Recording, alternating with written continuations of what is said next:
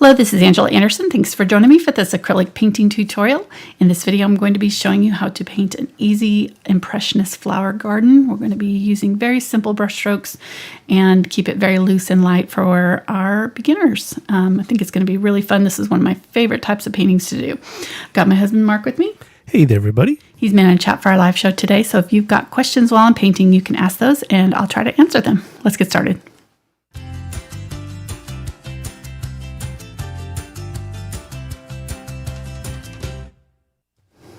Okay, so this is one that's going to be kind of an example when we're going to be using this and do our background kind of in similar colors today. So it's kind of a companion piece to what we're going to be doing today. We did this a couple of years ago, I think. So it's called Impressionist Flower Garden, I believe, if you want to look it up. So this is one of my favorite paintings that we've done. I got a question a couple of years ago, maybe last year. Somebody asked me if I could only paint one more painting the rest of my life, what would it be? And it was this painting right here because they're really fun to paint. Flowers, of course, my favorite thing. And they're just like loose and you can kind of just let yourself get super creative with it. So we're using the photograph today as just our kind of a reference. We're going to be moving stuff around and using kind of the same flowers. I really liked the colors in this photo. It's all washed out here, but so I'll show you how to do that, how to kind of take a photograph and compose your own things out of it. It's a lot of fun. All right, let's go over our colors really quick. I've got burnt umber, burnt sienna, yellow oxide, basically put out the whole rainbow of colors here. Actually, this is my water jar is covering up part of that. There we go. Now we can see the colors. I can get that. Okay. Burnt sienna, burnt umber, burnt sienna, yellow oxide, cadmium yellow medium and light, cad orange, cad red light and medium, quinacridone magenta, dioxazine purple, ultramarine blue. This is light ultramarine, which is just ultramarine blue plus white, pre-mixed, phthalo blue, green shade, cobalt teal. This one is Southern Ocean blue, which is also like phthalo turquoise. And this is phthalo green yellow shade. You can get the turquoise colors by mixing phthalo blue and phthalo green together, plus some white in the cobalt teal case. So these two colors are optional. Really, a lot of these colors are just optional. I'm just putting them out because it'll make it faster for us when we're painting. So if you've got them, put them out. If you don't, then you can mix them ahead of time and have them ready. This one is also a pre-mixed color. It's called Australian Yellow Green. It's very like green gold in the golden paints, and it's also just kind of like phthalo green plus some yellows. So I'm also going to just have that out just so we can grab it and go pretty quickly. Unbleached titanium and titanium white, and then this is some glazing medium just to help loosen up our paint a little bit while we're working. You can use matte medium or another kind of flow medium if you've got it. Instead, I'm using a 8 by 16 inch canvas today. This is a Pro Dixie series, so it's that cotton, nice thick cotton series from Frederick. So thank you to them for providing our canvas today. They're awesome. Nice thick sides, so you don't have to frame it. You can just hang it straight on the wall. This one actually was a different kind, so it's a little bit thinner, but they don't have these in stock right now, so we're going with the same size, so it won't matter. I got nice thick sides right now, too. You've got some thick sides. Yep. I think we all do after sitting in quarantine for weeks. That's normal for me because I work from home. Nothing new. Let's go over brushes. We've got number 12 Bright, number 6 Angle. These are the 6100 series from Princeton. They're a brush sponsor. They're awesome. 6100 Summit series, I should say. And let's see, I've got a couple of different Filberts here, 6 and 4 Filbert. Those will be our main brushes that we'll use for most of our flowers. And then the angle brush for some of the leaves and things. And then when we want to have a little bit more detail, we'll have some round brushes here. I've got the 4, 2, 1, and 2 aught in the round brushes for the And really, you don't have to have all of these. Just, I may not use all of them, actually. I'm just going to kind of grab and go as we work. And then this one is the number 2 flat. These longer flat brushes can be really good for leaves and flowers too. So got that one just in case we needed it. And then you're going to want a splattery brush. So I've got my bristle fan out to do some splatters. And you can use a toothbrush or something else like that if you want to, whatever you want. You're going to want some chalk. And I think that's pretty much it. Your water, your paper towels, lots of paper towels. I'm going to try to get my water jar moved over. There we go. So I can reach it. What? I said phew. Phew. All right. Let's get going here. Let's do it. So first thing I'm going to do is just paint the background, and then we're going to let Mark dry it. And while he's drying it, I'm going to talk about how we're going to compose our painting. I'm going to miss all that, huh? Yeah, you're going to miss it. Thanks. You'll have to catch the replay. All right. Make me leave the room. Yeah, you're going to miss all of it. We're going to talk about you while you're all gone. the secret stuff. Yeah. So one thing that you can do to your canvases when they're dry like this before you start is take a water bottle and just spritz them just a little bit. Push that water around. Get it into the fibers of the canvas. You don't need a lot. You don't want it like soaking wet and dripping. But just having a little bit of water on there will help when we're doing our first layer. It'll get that paint down into the canvas.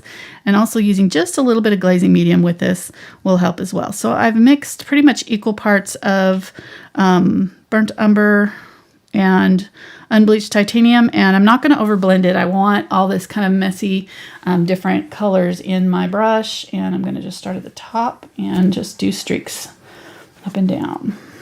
And I'm not worried too much about this bottom part because that's going to be mostly green. So I'm just wanting to get like the top 3/4 of it covered really well and get all these nice lovely streaks in it. I'm going to leave all of that in there.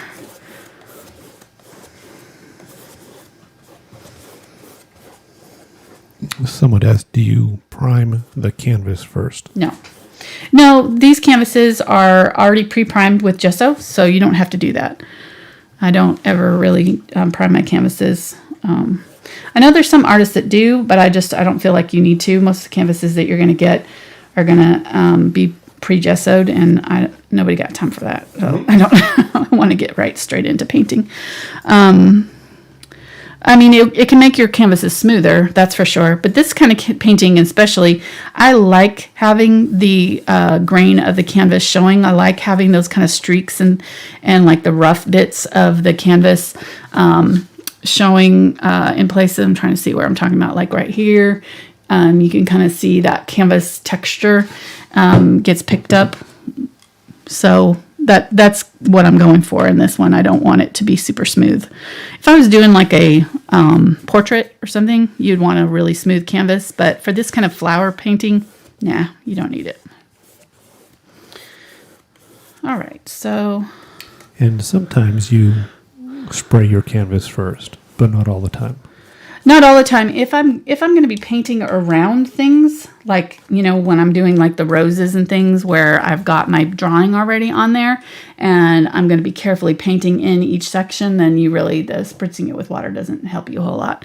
You can just add a little bit of extra water to your paint, but what all you'll do there is probably erase your drawing, So, okay. So I've got that there, and I'm going to go ahead and just use the same brush. I'm not cleaning it out. I'm going to grab my green and some more of the brown. It looks good. And then just a little bit of purple. Just on the corner of the brush, you could see I just dabbed in. And when I pick up my paint, I'm not going to go straight into the middle. I'm going to pull it from the side. That's a good tip for beginners if you are just new to acrylic painting.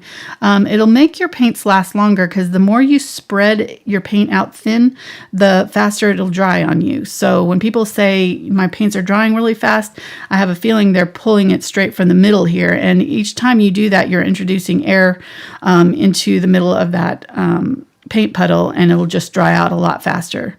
So if you leave the back side of these undisturbed, then that will protect the paint underneath in that middle section, and those won't dry out as quickly. And you just pull the fresh paint from the front side of it. Okay. So got my green here, and I'm going to do the same thing as I did before. I'm just going to pull up into that brown and about halfway up. So I just want to make sure that I'm covering all these yellow bits or these white bits down here. I'm going to go ahead and just go all the way across really fast. There we go.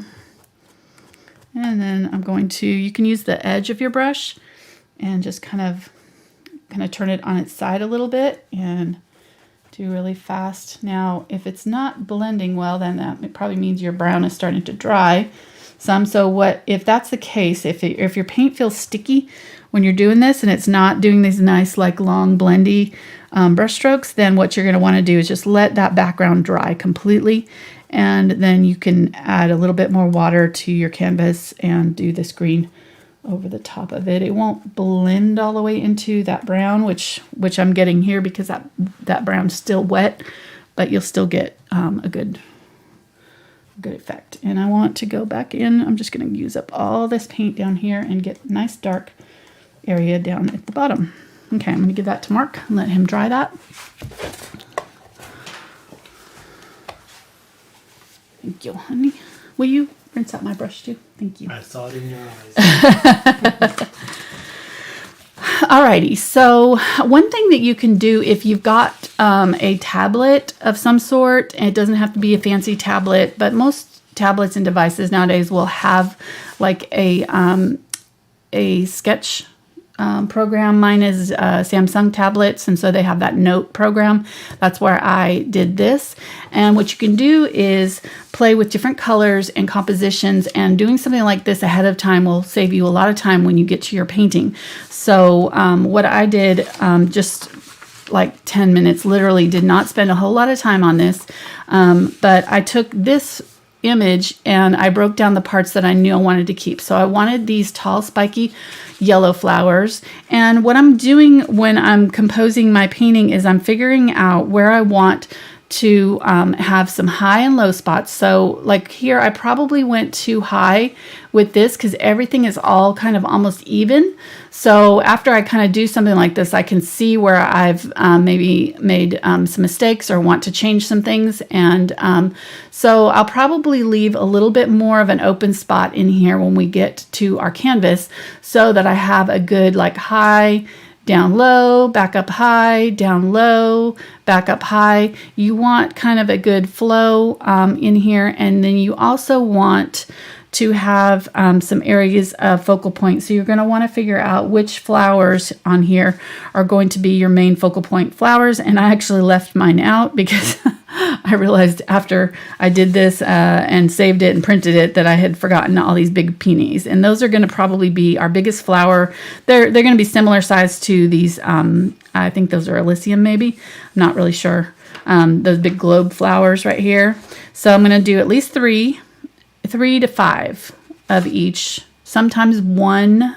You want odd numbers of flowers. That's just kind of going to be a good general rule. So anytime I'm using a color, I'm going to use it 3 times at least somewhere in the painting. Doesn't have to be the same exact kind of flower, but at least I'll use that color in 3 other places. That will give us a good balance. We can have like a color just on its own. Like if you see this one here, this color is on its own, but it's the same color. It's just a different value than these 3 over here. And then there's a 5th one right here. So we did 5 in this one and we're counting it. The centers are a similar color. And so that it unifies it. 3 poppies. The white here, also in the butterfly.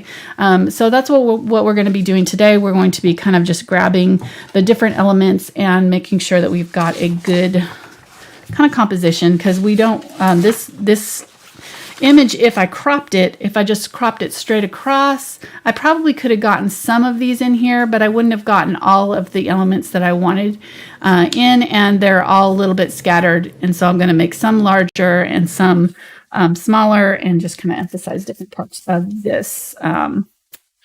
So I'm going to set that aside so I can kind of see my template here, and I can have I've got my original photo up where I can see it on my computer too, so that when I get to the individual flower, I know where I want to put them. So we've got a large purple kind of iris here, and then let's make our globe flower all the way up towards the top. So we're going to do it a little bit bigger there. We'll make this iris down a little bit lower, and then do another globe flower down here somewhere. And then we've got some little white flowers and some of those orange flowers that are going to be mixed in here. Then right in here, I want to do these large spiked yellow flowers.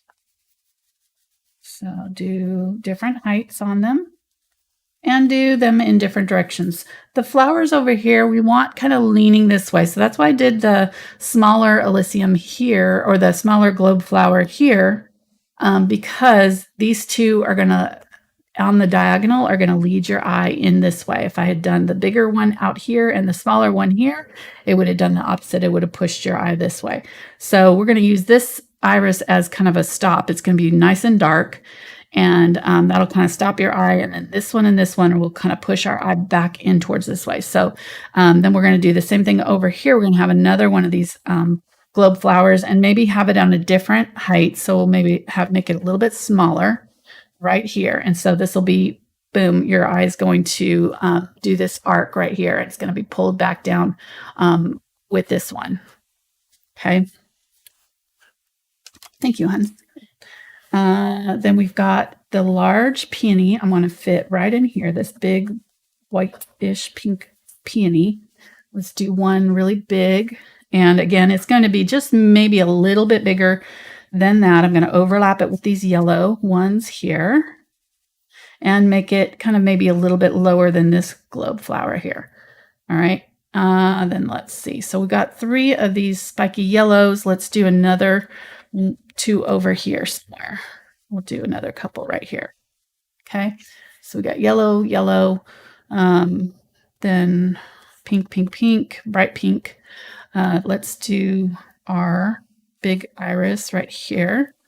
Big dark iris. Another one here. Now I'm going to maybe make it a little bit taller than this one. Leave this area completely open and leave this area completely open so that we have some open space for our eyes to breathe. Mark loves that saying.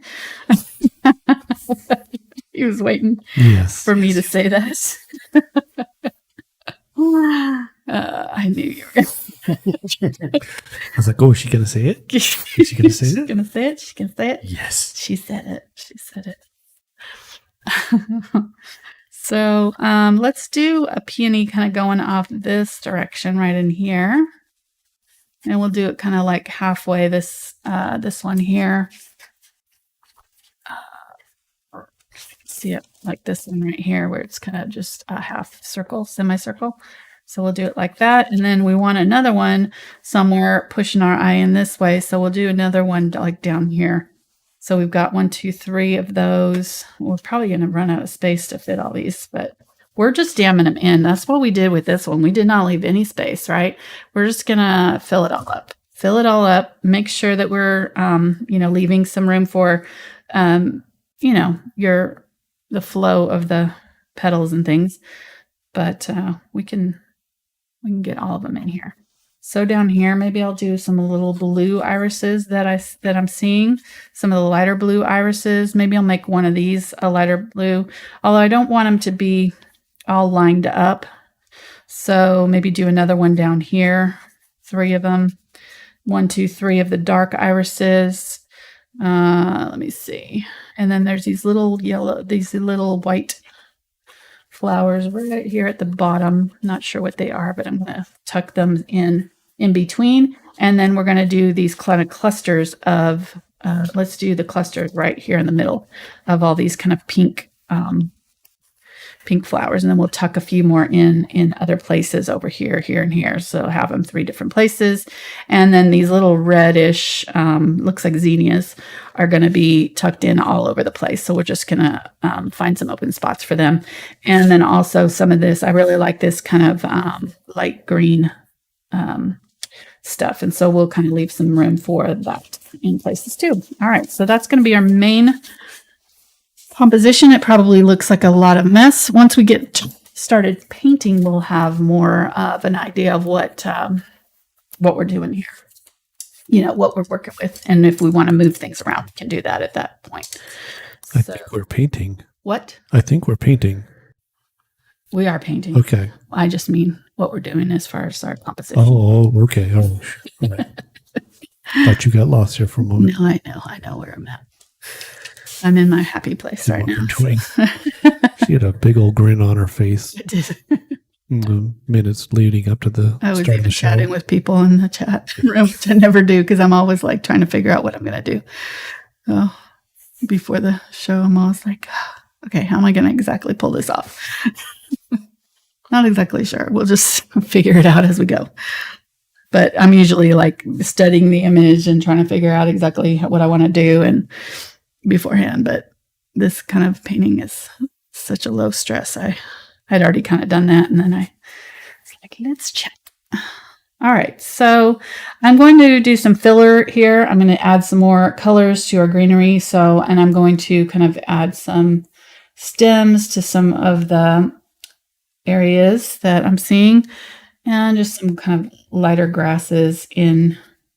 We've got some, let's see, yeah, some stems to my yellow flowers here, and then just kind of some light bladed grasses. I'm using the edge of the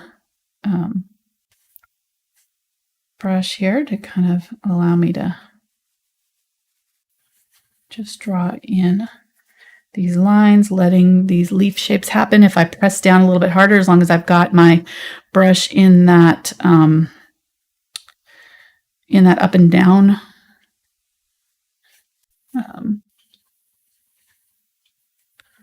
up and down this way. If I press down hard and then lift it, I'm going to get a leaf shape out of it. So, and you just want to have enough paint on your brush so that you can kind of go quickly and just do several of these, and don't overthink it too much, but just kind of remember your main composition here of your colors and things, and be sure you're leaving plenty of your dark colors in there too. And what brush are you using? This is the number 6 Angle Bright. Number 6 Angle Bright. It's in the 6-1 Heart series. Summit. Okay, then I'm going to get the oh, that's such a pretty color, isn't it? Love this color. That's the Southern Ocean Blue. I'm going to add just a little bit of, maybe a little bit of the burnt umber, just to tone it down just a little bit and darken it up a little. So I still have that lighter green on my brush. And I'm going to choose just a few places to put some larger leaves. So maybe up in here, just do some little leaf shapes. And they don't have to be super detailed. I'm just going to kind of do little, tuck them in here and there where I know I'm going to want a little depth. And you just kind of look at your picture and say, you know, okay, you can look at your reference photo. You can look at some of these areas where I know I'm not going to have a flower, but I might want like a little bit of depth. It's all about the light and shadows with this kind of painting. You really want to create kind of that full effect of just kind of a full garden full of all this really fun greenery and things going on. So we're just going to kind of not, like I said, not overthink it too much, but just add some little leaves and things in between where I've drawn my flowers so that I have some other colors in there. We can always add some more later, but this will just help to give us something in the background to work with. Okay, so I'm going to leave that setting.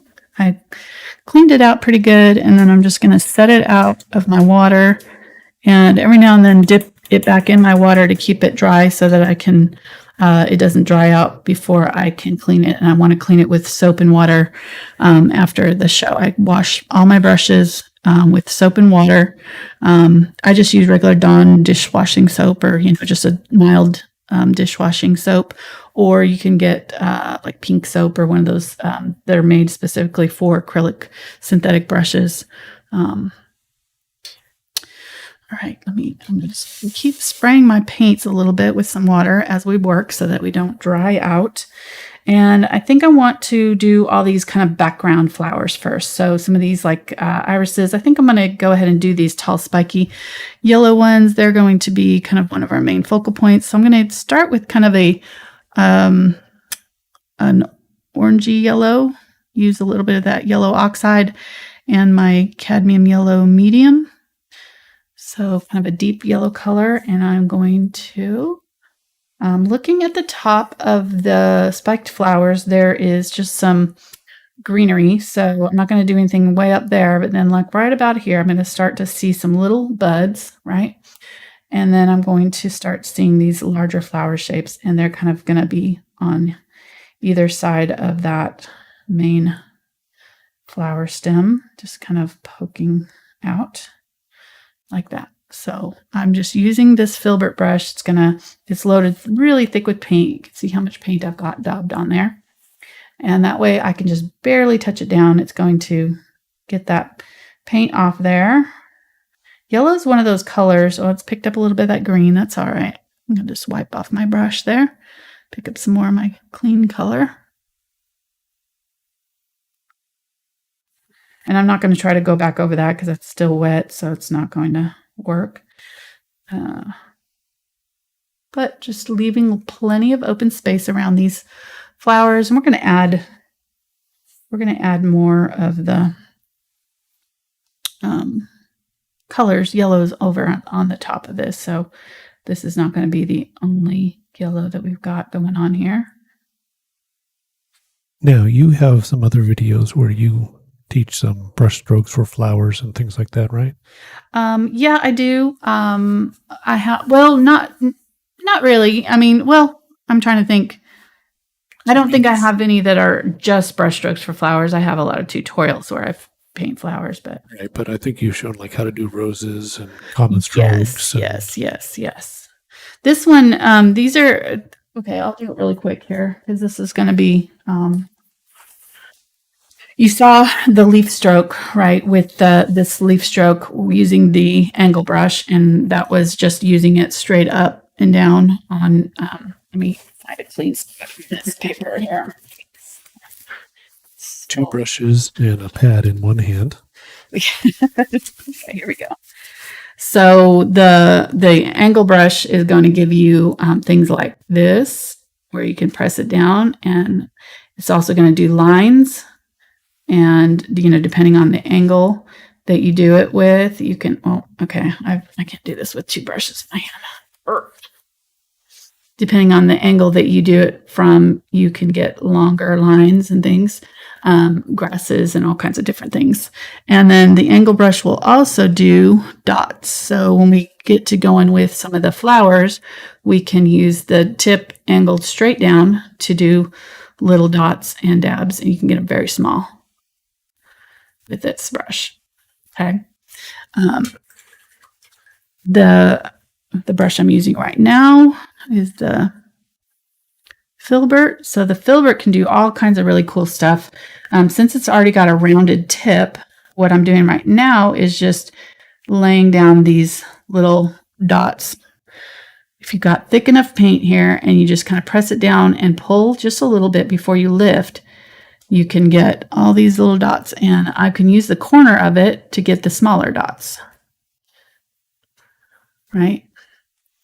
And then I'm pretty much layering these though. So I'm not doing just that. I'm kind of doing like a little bit thicker ones so that they look vaguely like flower shapes, like if you kind of do them quickly and sort of layer them together, then you can get kind of these more like petal shapes. And I'm just basically doing all of these, maybe twisting the brush just a little bit. So kind of doing like this. I'm just kind of rocking it back and forth and letting the edge of the brush kind of create some different shapes, right?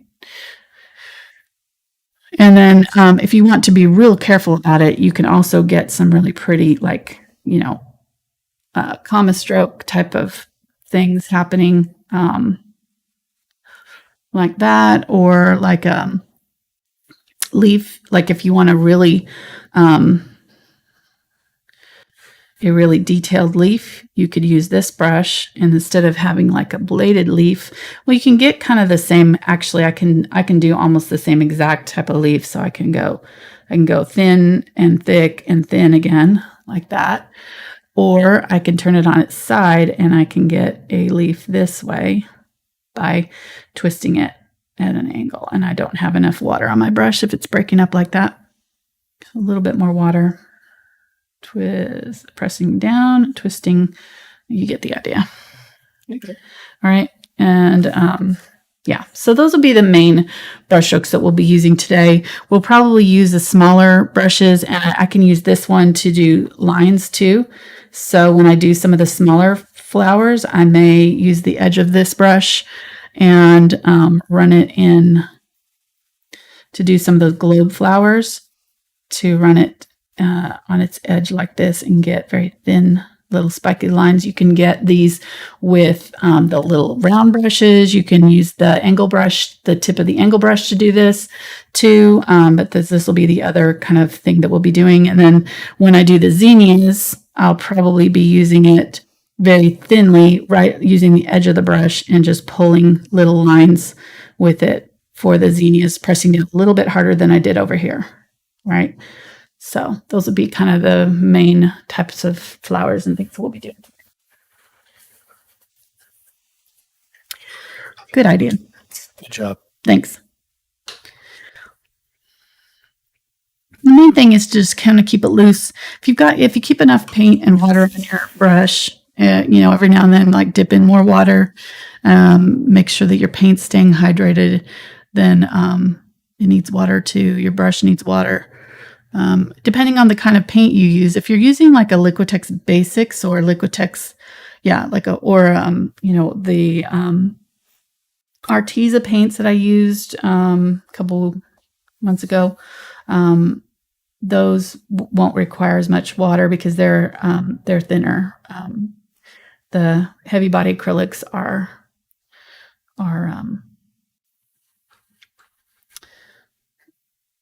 thicker, so they're going to need some more water for you to be able to work with them. Okay, I'm gonna decide. I kind of wanted to leave that, but I think I'm just going to go ahead and go over it, and then I can do it back over the top of this if I want to add those back over. So we've got our 5 yellow. And we'll definitely add other yellows in and around. This won't be the only place that we have yellow, but, and I'm looking at the bottoms of them too. So I want to make sure that I've got some good different levels of these. I'm going to bring this one up a little bit. Okay, then I'm going to grab the green gold and some white and just use that edge of my brush and dab in my little tips of these, very small.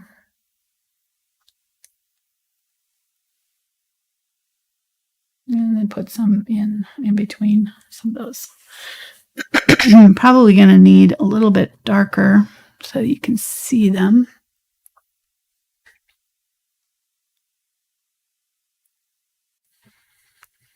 There you go. Okay, do the same thing here. Just a little bit of that lighter green. Some of the stem kind of peeking through here and there.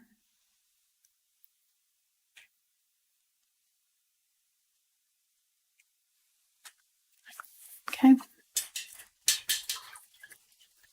And I can go back over these later when I need to add more. I'm going to grab some of the Cadmium Yellow Light and a little bit of white. And I'm just going to touch in, see how much brighter that is. Just going to touch in along the edges of these now. Just add some little highlights to my flowers. And these are going to have like a center that's darker. So leave a little space in the middle there for that to go. Don't crowd these away. They appreciated the little brush Good. stroke tutorial there to help with the... Well, because I go so fast when I'm getting this going, I don't realize that I'm not really explaining exactly how I'm holding the brush. So that was helpful for sure. You can see that I'm just kind of turning. I'm doing very light turns. I'm using my thumb, holding it fairly far back so that I can get kind of loose brush strokes. I'm not holding it, choking it up really tight and being super careful about exactly, like super deliberate about it. Although I am taking my time somewhat and thinking about where I want the brush strokes to go, but I'm kind of just letting them happen and not really overthinking too much what they look like. I'm just kind of trying to make sure that I'm leaving some of the dark showing here and there, and I'm making sure that I've got some of this lighter, that the lighter highlights are making sense. Maybe along the outside edge. I don't really have a light source picked out quite right now. It's pretty much, I think, full sun, so everything's getting pretty equal light. I'm not seeing like a really stark shadows on anything. Mainly the centers are going to be dark, and everything else is going to have some light on it. So there we go. Let's grab some of that and a little bit of the white. The white just kind of helps make it more opaque, so it's going to cover a little bit better on top of the colors that we've got here. And I haven't waited for my yellow to dry underneath, so it's going to blend with it just a little bit, and that's fine. And I can use this now, go outside the edges. I'm not going just on top. I'm actually kind of creating new parts of those flowers that are maybe just a little bit outside the border. And that way they're catching a little bit of light and pulling your eye. And this is going to be so fun. I love this. It's like, these are so fun to paint. This is so much. I hope you guys try this. These are awesome. I need to see. I got to show that picture of Mark before the show. Do you mind me showing it? Okay. This was Mark talking to Cashmere before the show, telling her that he's about to start the show and she needs to move. Look at her. She's got her arms crossed. She's just like so happy. He's like, you need to move, Kat. And she's like, no, I don't think so.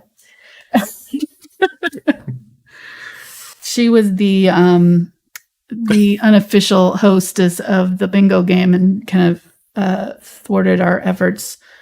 We did a bingo for our patrons, which was super fun. Hope you guys, if you got to join us, I hope you enjoyed it too. It was really fun. We gave away lots of fun prizes from our sponsors, and I think we're going to do it once a month. I've already talked to Arteza about donating those, so they're going to donate maybe next month.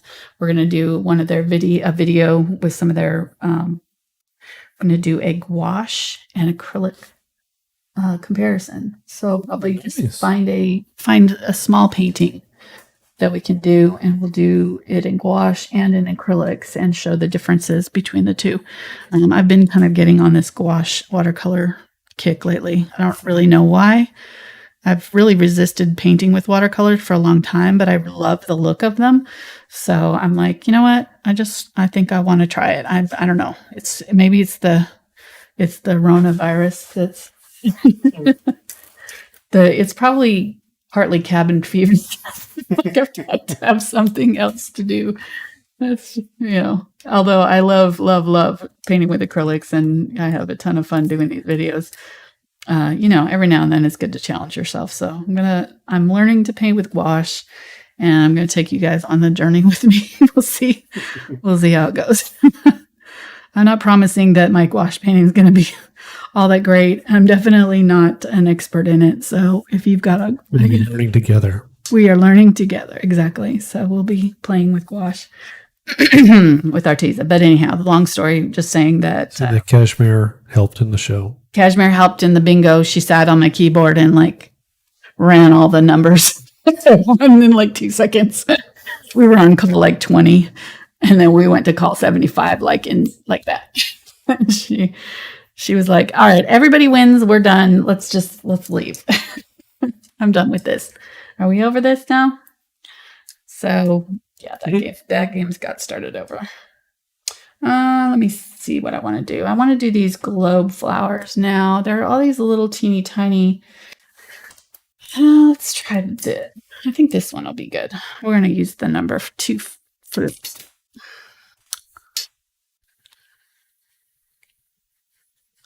So I looked for this color. It really does not exist. Like I looked on my color chart. I have all my, I can have all of my colors already kind of filled out, and like the closest one to it was probably like deep violet, maybe, to these purple globe flowers. But you can see in the reference photo, it's not like there's no exact match to that white, like neon purple.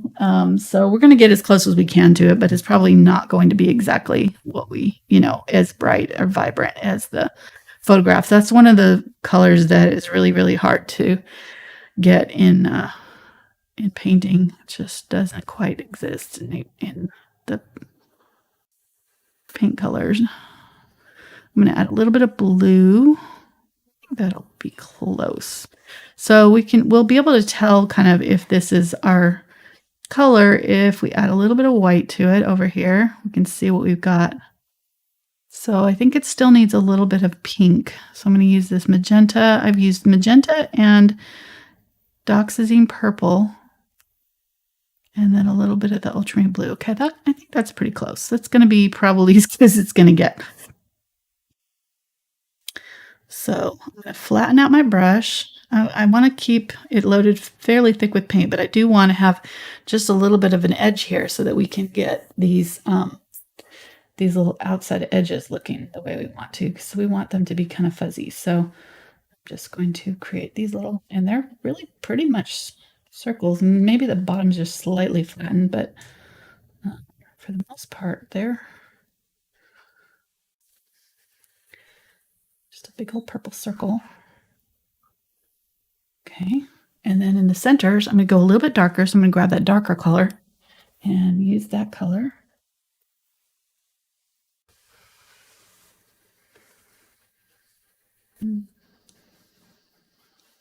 Everybody doing okay? Yeah, I think so. Good. They're behaving. Your crowd, sometimes they get pretty rowdy. Oh yeah, they're don't get us going on bingo. Those unusual suspects. Okay, this one was the globe flower too. Almost did this one. It was really fun getting to play bingo too, because I got to watch chat. Yeah. Susan saying she's going to participate in the next one. Good too.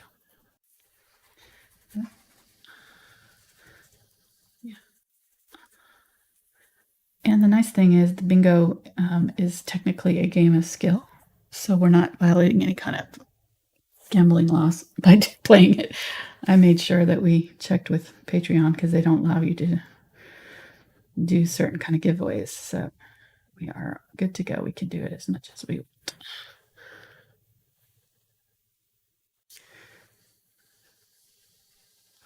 I much prefer playing. I like playing bingo, but I much prefer calling it because I'm terrible at it.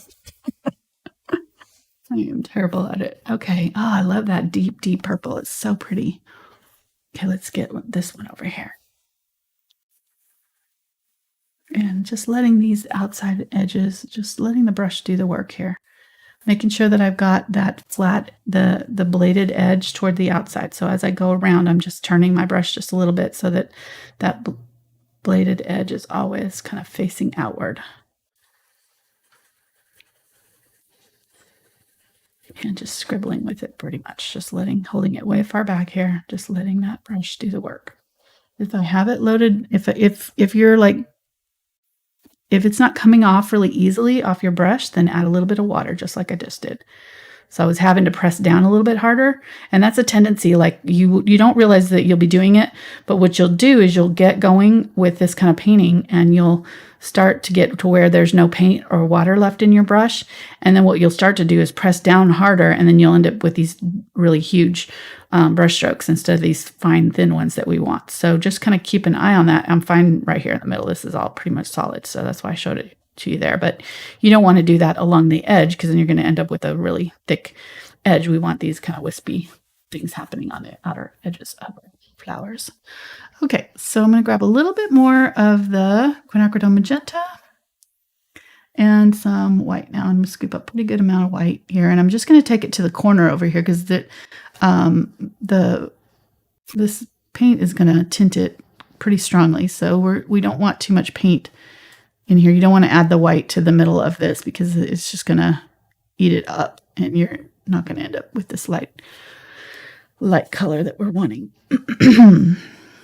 Okay, so you're using the number 6 still? No, I'm using the number 2 flat. Number 2 flat. Mm-hmm. Okay. Okay, now I'm going to go just side and on top of some of these. So I'm going to try to go a little bit more careful and try to create some little star shapes. So, and then somebody asked, have you done a painting with pansies? I have, but it's for patrons. It's a Patreon one. Patreon one? Okay. Yes. It was a large part of my large flower series, so we did a large pansy. I think I remember that. Yeah. I'm going to get kind of a middle value color here. So I've got the light color here. And get some of the middle value color. What in the world is that? Is that you? I think it was, but What does it mean? it was my Yahtzee game telling me that it was time to play. So I play this game that's the designer.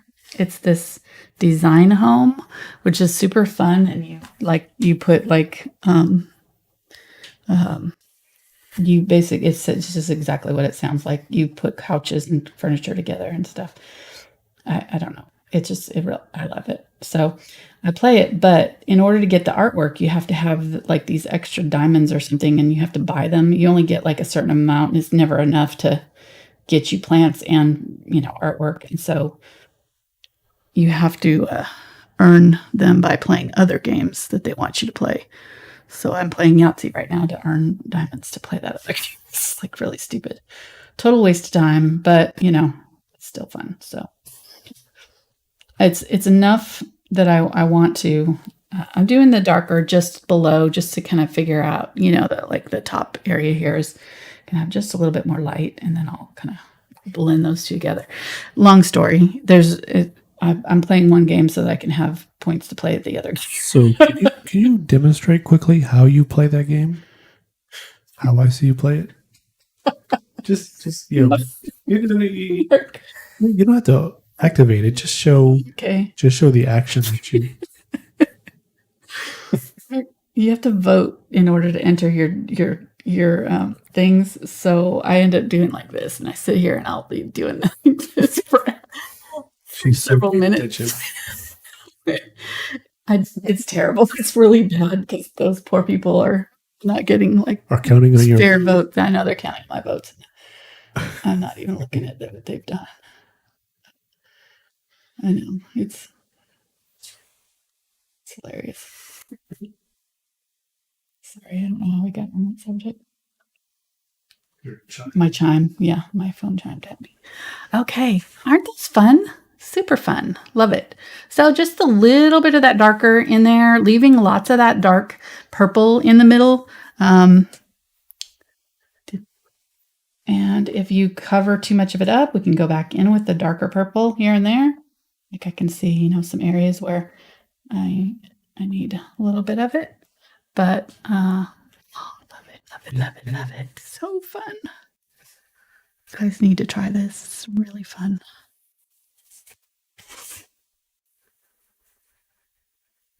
Okay, so these ones here, what I'm doing is I'm just basically holding my brush straight up and down and doing these little star shapes. So by doing it back and forth, I'm creating the front and back side of that flower. So I'm doing like that, and then I can go around. And I'm not being super careful to create, but even if you've just got one or two that have that perfect like star shape, that's all you're going to really need. And if you look at your reference photo, everything kind of does blend together, especially if you're farther looking at it from farther away.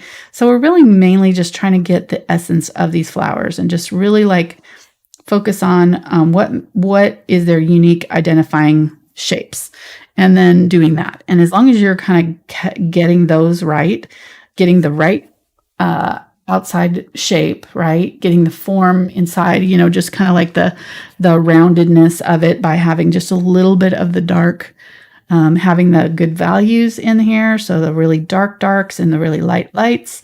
And then just making sure that we've got just a few of some these like really defined so that our eye is going to focus on these, especially the lighter ones. If you will make sure that your lighter layers, your highlight layers are a little bit more detailed. So just be like a little bit more intentional with those. That's because that's where your eye is going to be drawn to. And so if we do our little star shapes in these highlight areas, then our eye is going to go, oh, that's a globe flower or whatever. And it's going to interpret the whole thing as a whole, as the flower that we're wanting it to look like. It's kind of part magic. It's pretty fun. So one of my favorite things about painting.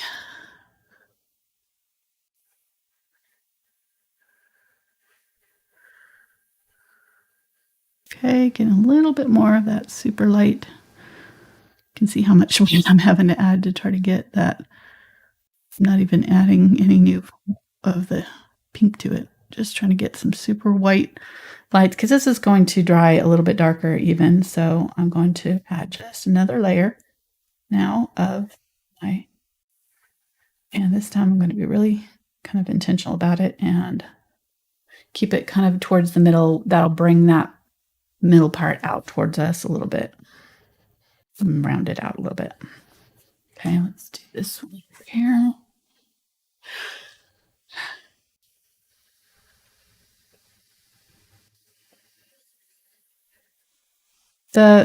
Even though this is the top of the flower, unless your light's coming from behind it, for lights coming from the top, it's going to be mostly close to the top edge, but you're still going to have a little tiny bit of that darkness because it's rounded. So that back side of it is going to have like a little bit more of a shadowy look. So you're going to have just do your highlights just slightly towards the inside, and then that way it will make that outer edge look rounded too. So if that makes sense. And then the flowers, like the spikes, they're pointing straight at us. You've got a flower doing this, right? Its outer edges are all spiked like this, but the ones that are facing straight at us, as they face at us, these ends of the flowers are all we're going to see. So we're going to just have little dots. So be sure you do like little dots in the middle part, especially the ones that you think are going to be facing straight at you. The ones that go along the outsides here are going to be more bladed. And then the ones that are in the middle of flowers generally will have some little dots because we're seeing the edges of those flowers instead of the center, if that makes sense.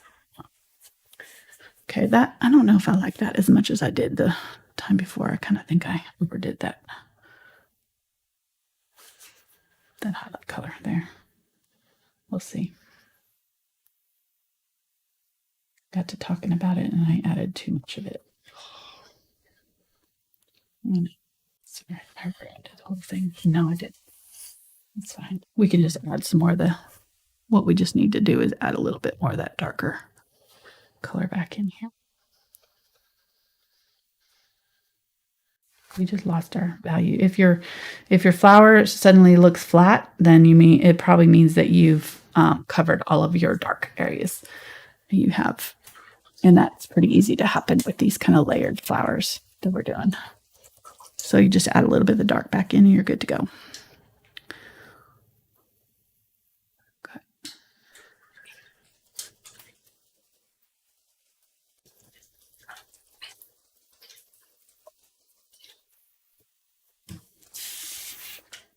Okay, spraying a little bit more water there.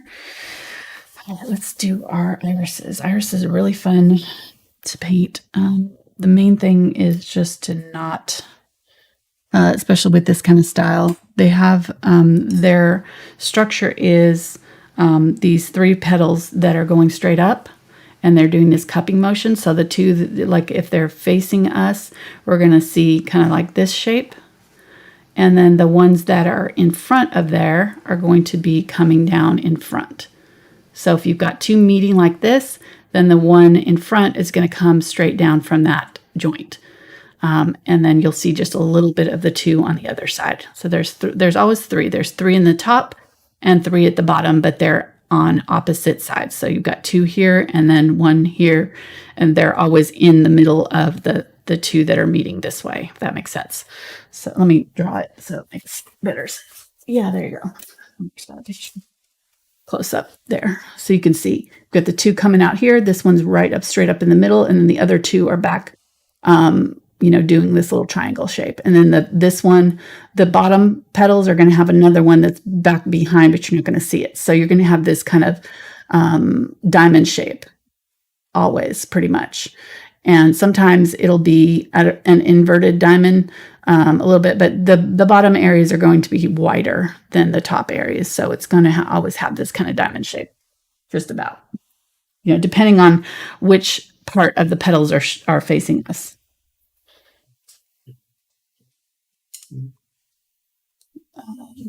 Yeah, that's okay.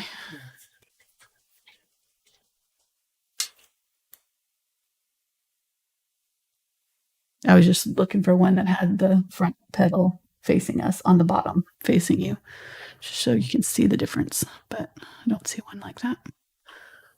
Okay, so I'm going to use the bright blues. I'm going to use Ultramarine Blue and Phthalo Blue both, and then I'm going to add a little bit of my Dioxazine Purple. That's going to be my dark blue iris. Irises are one of my favorite flowers. They've got these beautiful blue. Anything that has blue flowers, I'm pretty happy with. I love blue flowers. They're very rare. Okay, so I'm going to do top. And these are going to be really dark, so don't. And then side, right? Triangle. See that? And we get wide in the middle here, but these ones are narrow. And then this part is fairly wide right here as it comes up. So, and then there's probably going to be another one back here, but I'm not going to worry too much about it. I'm just going to do like that. Okay. Then let's do another one. Where did we say? I'm trying to remember. Right up here. So I think I'm going to move this one down just a little bit because I feel like it's a little high. It's like on the same level. I don't want them to be on the same exact level. So I'm going to move it down just a little bit, I think. Either that or move it all the way to the top. But I think down will be a little bit better. So let's do this one kind of with this middle flower facing us and get maybe a little bit more purple for this. So this time the middle is facing us. And so we got these. Well, really that one was facing us too. I said that. Do like that, okay? It's kind of this S shape. They kind of go like this and out. And then you're really not seeing a whole lot in the center. They do have kind of a stem that comes down though, so we can do that part. They've got kind of a dark stem that comes down there. And then let's go ahead and put another petal kind of coming out there, like we're seeing part of it on its side. Okay, we got a couple questions. First is the brush that you're using. I'm using the Filbert. I went back to the number 4 Filbert. Okay. And then could you go over the color again that you're using for the iris? Yes, it is Ultramarine Blue and Phthalo Blue, mostly, and then just a little bit of the Dioxazine Purple in there to darken it up even more. Okay, so I made it like a little bud one right here off that same petal there. And That may be all I do with that one. I don't know. I'll come back to that. And if I feel like I need more of that color, I'll add another one. But I think I might be okay with just those 2.5. Again, we've got 3, so this one counts as 1. Okay, and the last question is, where did you get your water bucket? I got this one on at blick.com. This is the Richardson water bucket. And I returned the other one from Amazon because it had rusted. And this one, I left my thing in there and it rusted again. So I think it's just the materials that they use for the buckets. This part's not rusting. So the main tub is not rusting, but this little thing is. So I would not leave this in water overnight. I usually clean out my water and leave water in it because my water is on the whole other side of the house.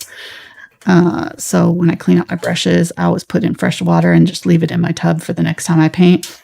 And so I'm just have to take this little brush cleaner part out. It's got this little filter thing here that comes out. So I'm just going to have to leave that out of the water so that it doesn't rust.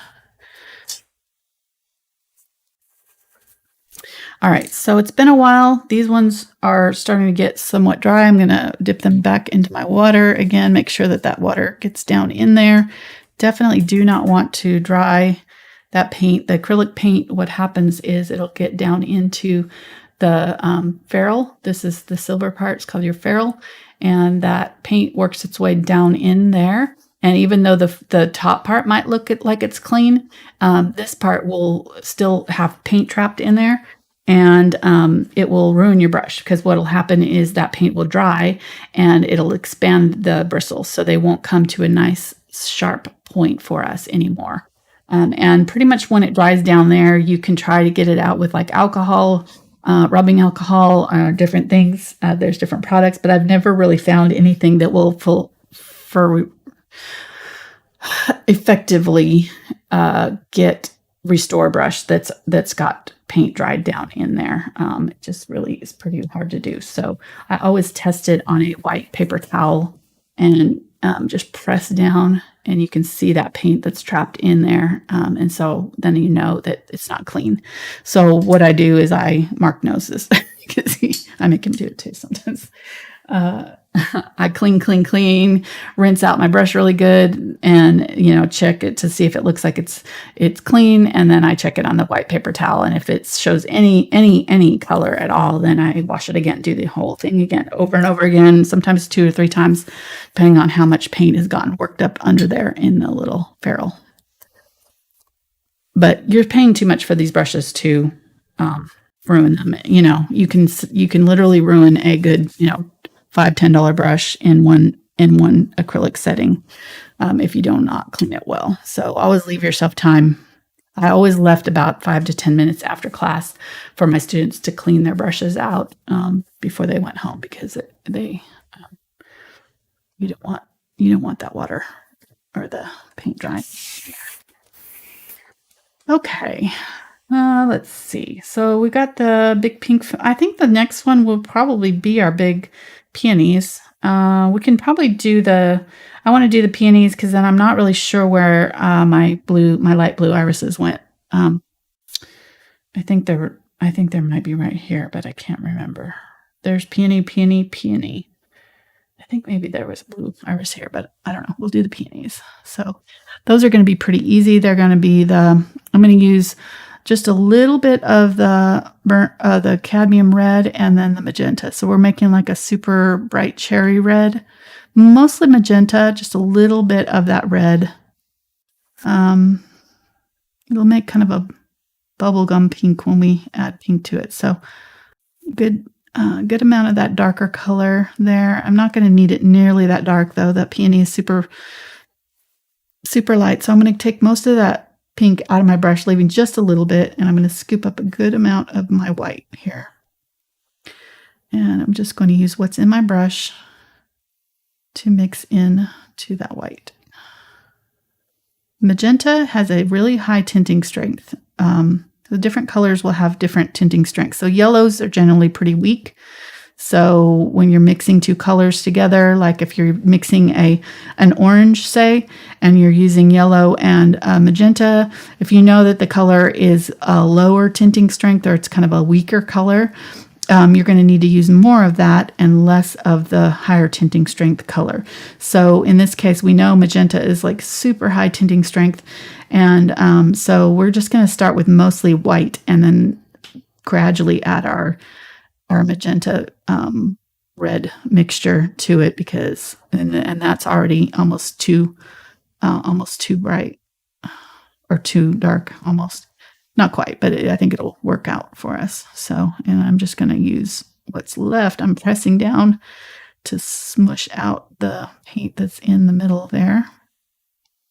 You can see it's getting darker just in this one area. I'm going to give just a little bit of this color on the tip of my brush. There we go.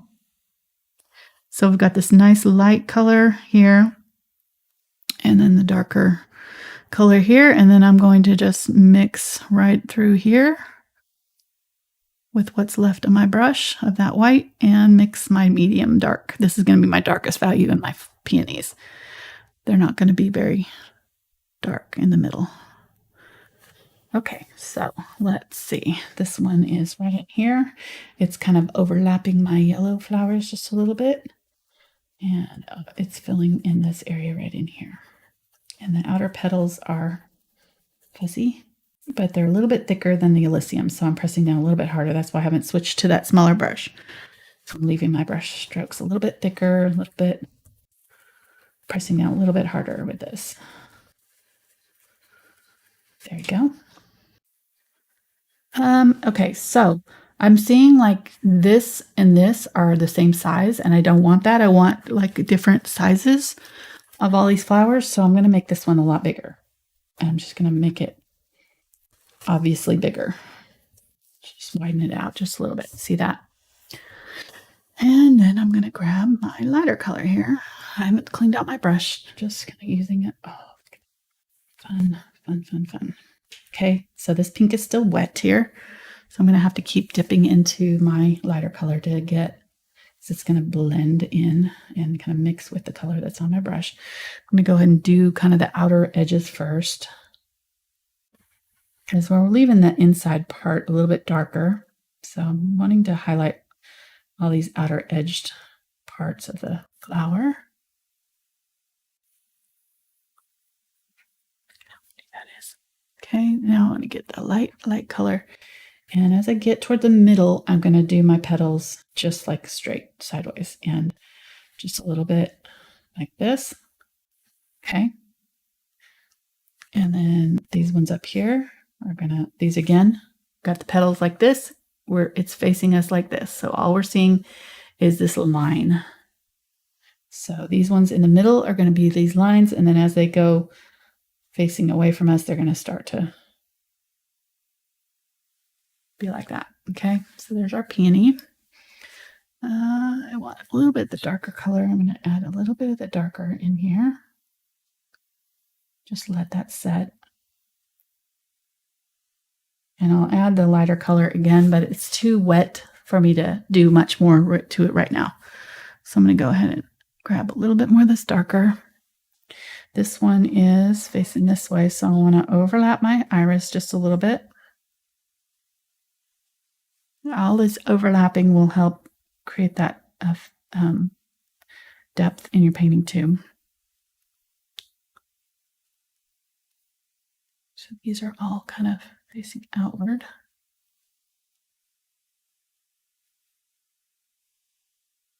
This one doesn't have to be as big. We've already kind of established that this one is our kind of main focal point flower here, just like we did with this painting. It's almost in reverse. So we're doing the big one over here. This time we're doing the big one on this side here. Just an easy way to establish some depth and to create our focal point. Just make sure we've got one flower that's like our real main one in charge.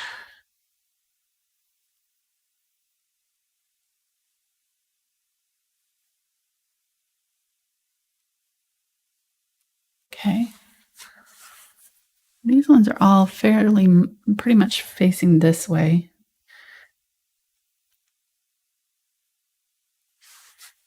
Okay. And then let's do another one over here down below. This time I'm going to have it facing this way, or kind of mainly like in the middle. Right here. Just like that. Okay, and let me think. While you think, make it a little bit bigger. Can you answer a couple of questions? Sure. Okay, what is the name of the bucket? We missed it. It's a Richardson. Richardson water bucket. I'm not sure, but I've got a link down in the description of the video to Blick, and that's where I got it. So I would go there, use that link, and it'll take you to, it won't take you to the actual water bucket, but it'll take you to Blick. And then when you're there, you can search for Richardson. Look at that. Okay. Aluminum brush washer. Yep. Yep. Yeah, so it's aluminum. So it's. So, yes. You're right. Deluxe brush washer, maybe. Yeah. Oh, it's the deluxe brush washer. Deluxe, yes. Yeah. It is RICHESON. So use the Blick link down below the video and get you one. Yeah. And then somebody wanted to know, were you going to highlight the irises? Yes, I will. Yes. I'm just letting that dry first. Yes.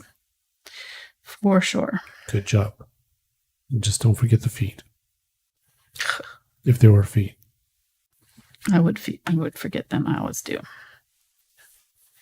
Okay, I think that's good. Not 100% happy with how big those are. I kind of wish that maybe I made these a little bit smaller, and that way we would have established these as our main shape, because I kind of had to make these almost too big to make these smaller. So I don't know. We'll see. It'll all come together in the end, but I think looking at it, I think I probably would have made these just slightly smaller, maybe. I feel like they're competing with these for attention. Okay, let's see. All right, so I want to, now that I'm getting a lot of these on here, I'm going to take off some of my chalk lines so that I don't have to have those to worry about.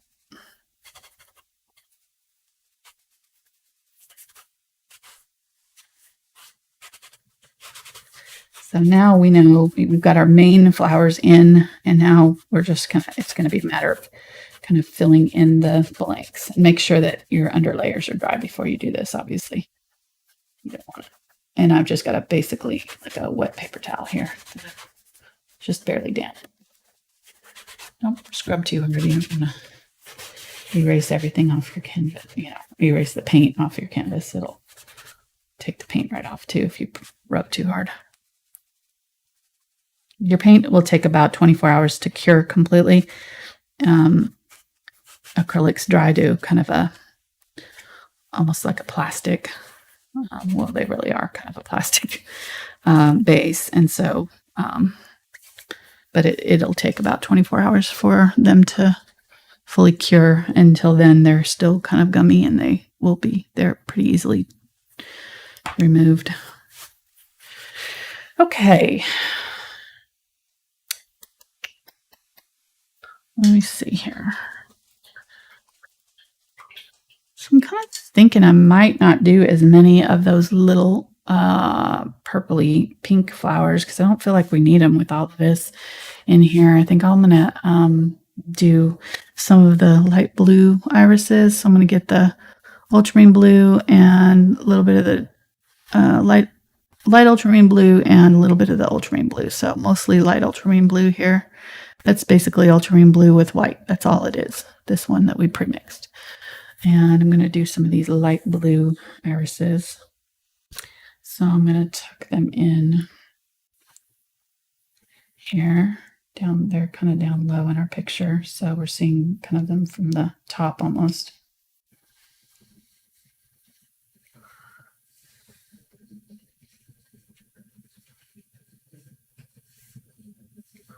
Okay, pretty pretty.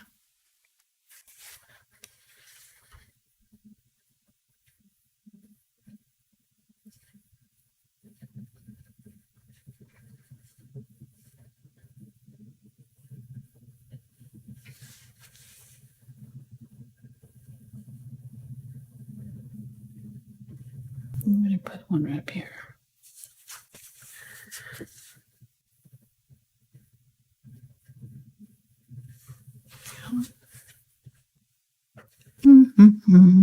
Right, getting it dark.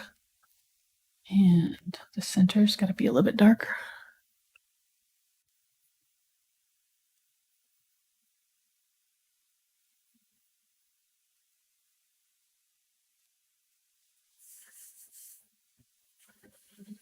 Light color through there, and then I'm going to use, there's this color from our previous flowers here. I'm going to add some white to it. So this is the purple, and I'm going to add some purple to it to make it more obviously purple. There we go. A little bit of white. Doesn't take much white though. It's pretty dark. Even the highlights are still fairly dark on these ones. So you're going to make me work tomorrow? Yes, we're going to do a bonus video for this tomorrow. Wow. So painting again tomorrow. So you made me work Tuesday. Yeah. Then Thursday. Yeah. Now today. I know. And again tomorrow. Mm-hmm. Wow. Yeah. And but tomorrow, Patreon for all the wonderful supporters. Mm-hmm. Well, for the ones at $5 and above. Mm-hmm. Yes. Yeah. What are we going to... sorry. Painting a still life. What are you going to paint? What are we... I'm going to add a little bit of the Phthalo blue here.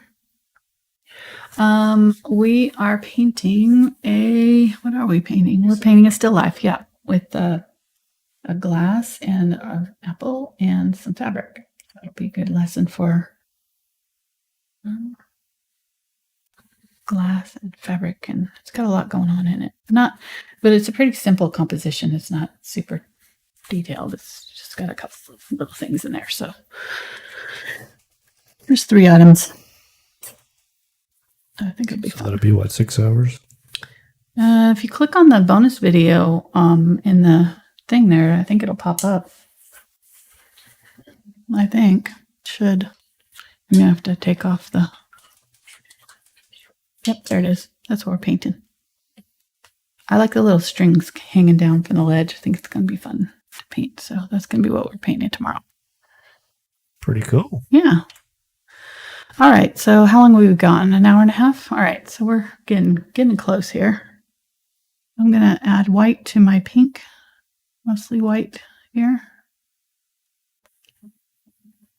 So I'll take it a couple of shades lighter. And this time I'm going to just kind of set my brush down and scrub it in. These peonies have kind of lacy petals. So in order to get that look, you kind of have to sort of do these zigzaggy brush strokes.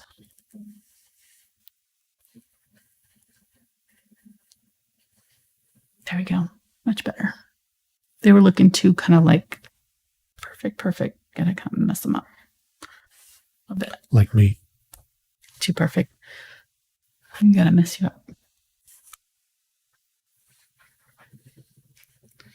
So scrubbing, zigzaggy, just doing some random petals.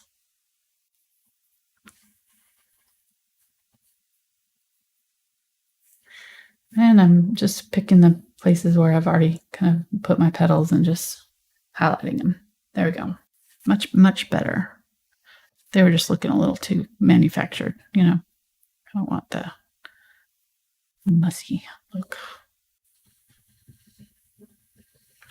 All right, there we go.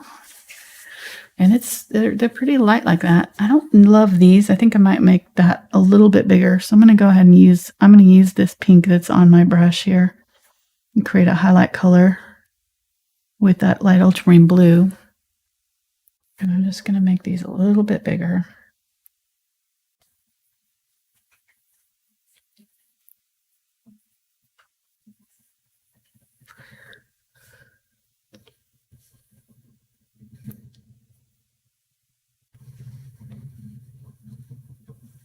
There we go. That's better. Kind of matching the size of the other ones there. Grabbing that color and just using the edge of it to create my little highlight on my buds. Wise. What? I said wise. What's wise? You're supposed to say Huh? Well, you started off with buds. Mm-hmm. Oh gosh. You can't talk to me while I'm in my paint brain. I don't get it. I can't get your jokes on in my paint brain. That's what why he likes to do that to me.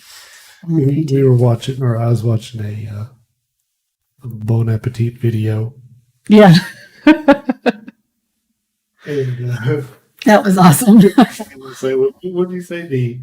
The unaction? And yeah, let me unaction this. How do I unaction this? And like he was meant stop the video, but he's in his right brain like I do, when I'm armholes come up with words sometimes. It's a problem. Yeah.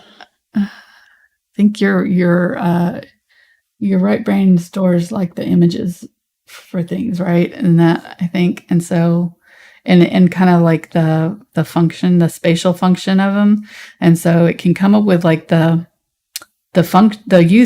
uses for the thing, but they can't actually come up with the actual name of it, which is stored in your left brain. And so you might not be able. You can tell what the thing does, but you can't actually name it. Like it's the weirdest. It's the weirdest thing. So yeah. The right brain is a weird place to live. That's for sure. I spent a lot of time there. So I should know. Oops, you got me too zoomed in there, honey.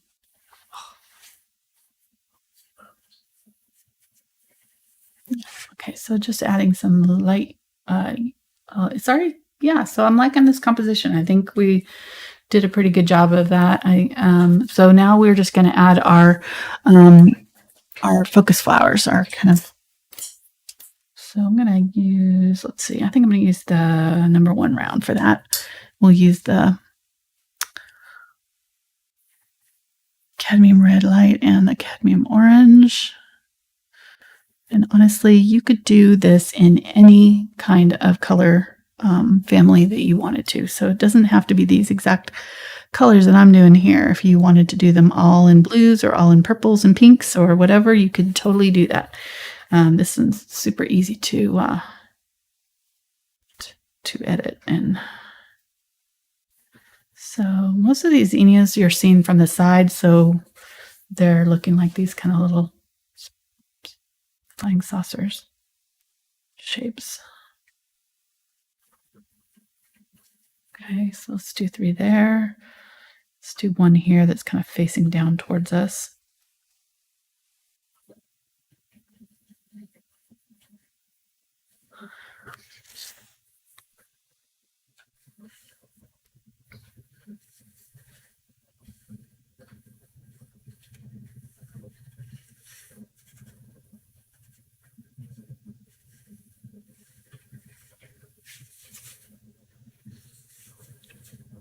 And we can add a little bit more of the red to some of these if we want.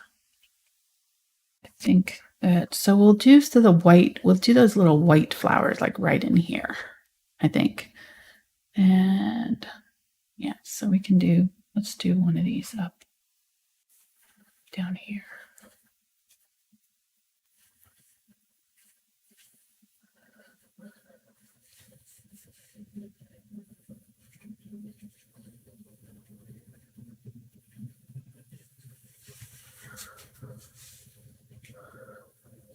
Okay, and then let's do some smaller, like little buds. And don't worry about them not having their little stems. We'll add those later. So I wasn't. you weren't worried about it? No. I see, I'm filling up that space. I can't help myself. I'm like, there's a big open space there. I should put a flower. I'm going to take that one off. If I can get it off without. Yeah, okay. There we go. Let's see. Yeah, let's do it here. Okay, I think that's enough. We don't want to overdo it. 1, 2, 3, 4, 5, 6, 7, 8, 9. Perfect. Odd number. It's not like a hard and fast rule, but it's a good habit to get into. Just helps things. I'm gonna have a lot of paint left over after this. I'm gonna have to do another painting. I thought that when I put it out, I told Mark, I was like, I think I put out way too much paint today. Oh well. So you could do about 3 more paintings with that? Yeah, just about. Well, you use more paint with these kind of things because you need it. You need your brush kind of loaded up pretty thick. So, but I think I want it just a little bit too much. Okay, so I added a little bit of green here. I'm going to do the centers of these flowers with a little bit of this green. I added the green to the orange. Need it there. Okay, if somebody doesn't have that brush, would be another one that they could. Really, any round brush will work. You know, any kind of smallish round brush. Doesn't have to be this exact, one, but you could also use an angle brush, like a small angle brush. You can get those lines with one of those. This just makes it a little bit easier, but all right, so I'm going to use the green or the orange and maybe cadmium yellow medium. You can see the paint's starting to get thick there. I need to spray everything.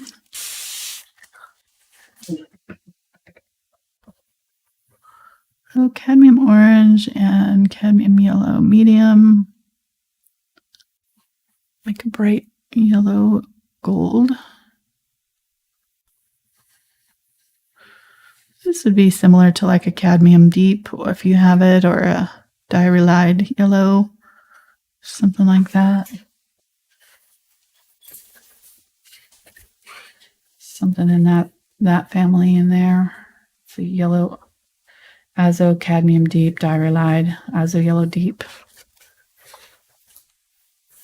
And I'm going to use this and dab.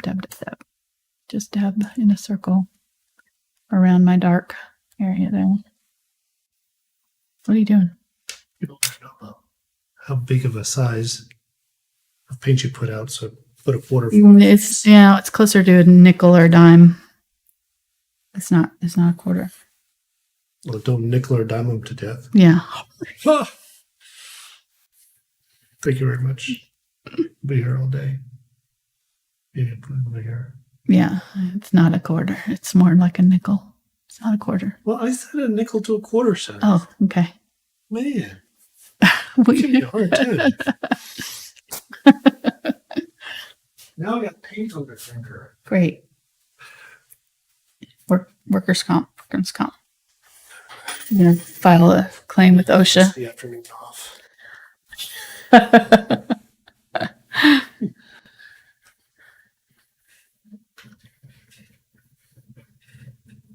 No, quarter is going to be too much. You only want, and normally I put out about a dime size. So for this painting, I put a little bit more, closer to a nickel, and that was still probably too much almost. So you're in a normal situation. Normal paintings, I'm not putting out that much paint. And if you're having to put out a lot of paint to get it to cover your canvas, that probably means you're not using enough water when you're painting. You're probably not keeping your brush hydrated enough if you're having to add a lot of paint, because that's what happens. Like when you don't have enough water in your brush, the paint won't flow, and so you just end up adding more paint instead of just adding water. It's an easier That's all your brush needs usually. It's just more water. Paint too. So little. I think I'm going to put quarters and nickels underneath your glass. Oh, yeah. So people can see. Underneath my glass? What are you talking about? Your glass palette there. How much paint I'm putting out? Mm-hmm. You can't, it's not glass all the way through. It's painted gray on the bottom, so it's not clear. Foiled. I know, sorry. All right, so I'm going to paint quarter-sized circles on your... No, you're not. No, I'm not. Well, there's a Jedi mind trick for you.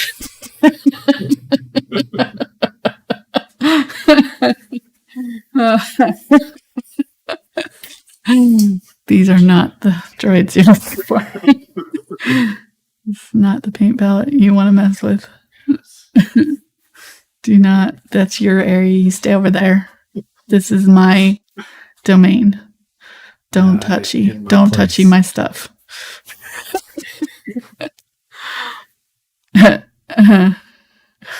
I'm not kidding. No. Oh, I know you're not. Yeah. My kids were like not allowed in my studio stuff either. They were little. I was a mean mommy. I'd get them out and let them do stuff, but on my terms. They were not allowed to just like free range out of my art supplies because they would get left, caps would get left open, and cats weren't even allowed in my studio for a lot of the time because they would come and drink my paint water and chew on my brushes. So, and there's like a zillion things in her studio, you know, here, there, everywhere. But she'll come out and she'll go, "Who touched the number 3 brush?" That's not where I left it. Why is that moved? Who's been? Yeah, Who's been in there? I could tell. I can tell you. I can tell you where everything is from like 5 years ago if I put it somewhere. That is one of the weird. That's my what is it when somebody says that they have the superpower? My superpower is remembering when things have been put there. That is my superpower. Mark will be like, where's the little mini Christmas trees that we had out like 5 years ago? And I'm like, I think they're in the garage in the bubble cabinet under the whatever. And he'll be like, yeah.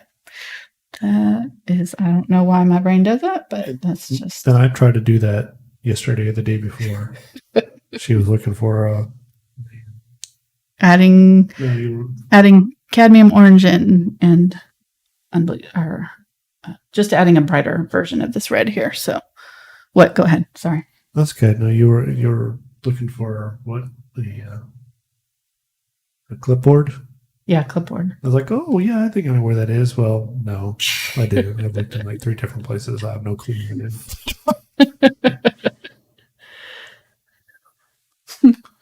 And so somebody said that they have just a plain piece of glass. What color gray should they put? Because I think the gray is. It's a medium. It's a medium tone. So I would not too dark. Probably. You could probably use carbon black and white. I would say.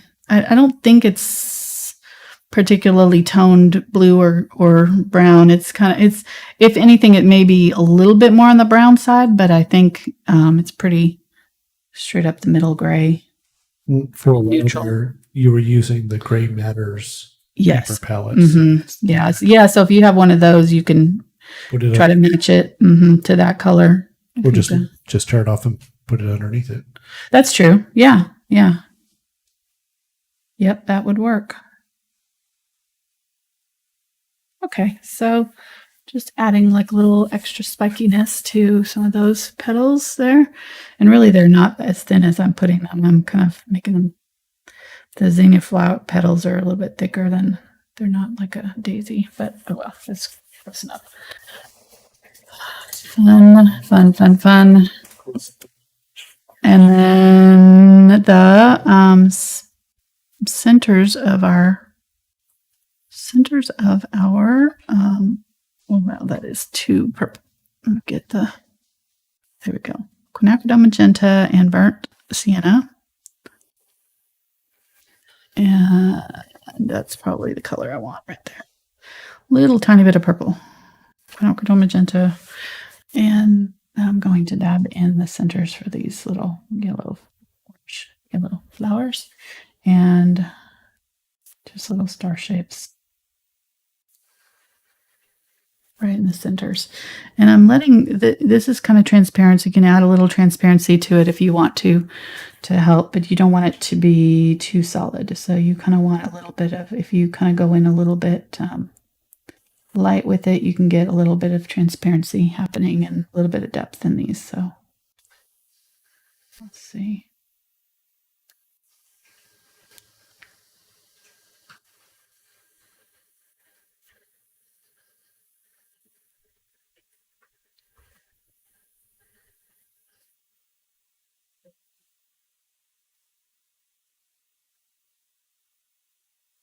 Yeah, I zoomed Something in like because I that. wanted to see the orange flowers too. So. Okay. Yeah, they're right there. And we can use some of this on our orange flowers too. Just add a little bit of it in some of the petals to add a little bit of depth. Maybe around the centers there.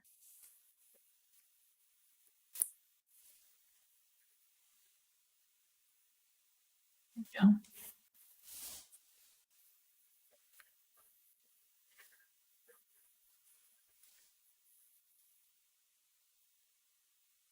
You know, we were talking about our superpowers when I should have been telling them what we were using on flowers there. So get sidetracked pretty easily when I'm painting. Okay, so just sending out little stems to all these. Making sure everything has obvious stems. Oh, got to do these ones over here. Doesn't that add a lot? That adds a lot. It kind of ties everything together, gives a little bit of depth to those. I think it helps a lot. And then I'm probably going to go back in with some bright orange to see. Let's use a cadmium orange and see about just a little dab of that in. Yeah.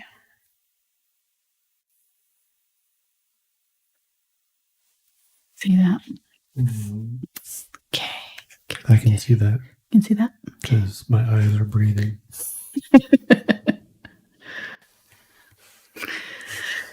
Really?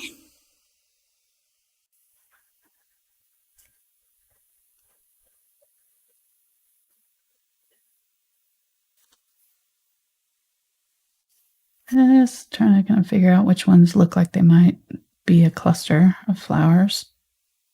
Didn't really do a very good job of like defining these, but close enough. There we go. Something like that. And then a little bit of that orange. Just right in the center. And I'm going to fairly thicken my brush there.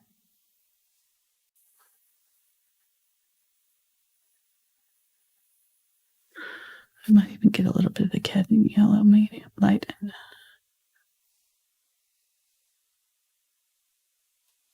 Very small.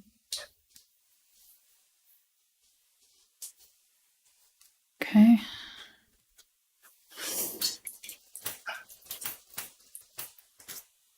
Let's do we're almost done. Gonna do the white. Get that white there and a little bit of the yellow. A little bit of my green gold. A light green yellow. The white flowers are, I'm going to add a little bit of this to the centers of my iris.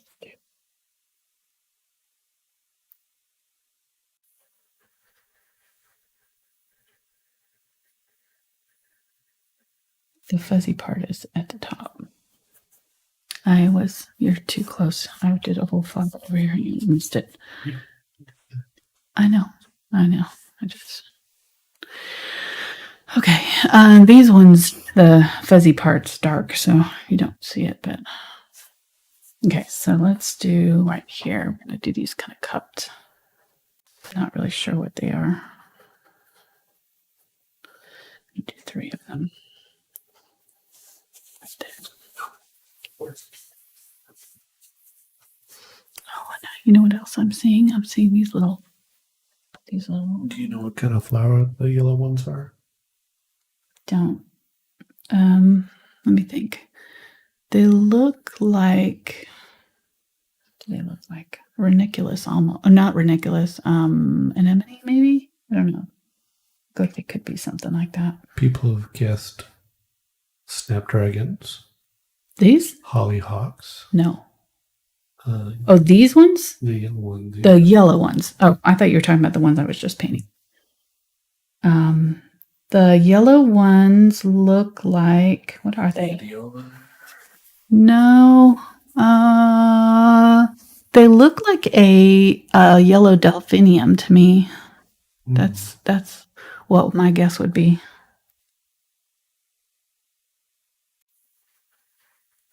I don't know if they come in yellow though. Look it up. And we get begonias. No, not begonias. Begonias have a different. They're not this.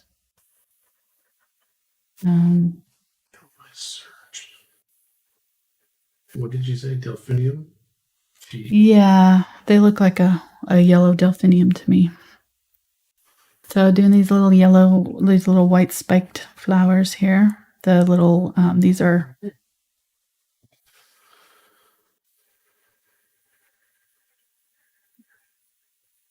Is there such a thing?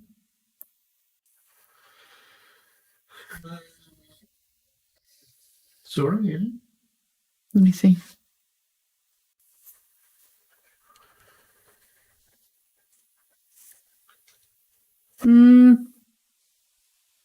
Nah. We got foxgloves. Foxgloves have more of a cone shape. Larkspur, yeah, could be larkspur. Okay. Yeah, larkspur.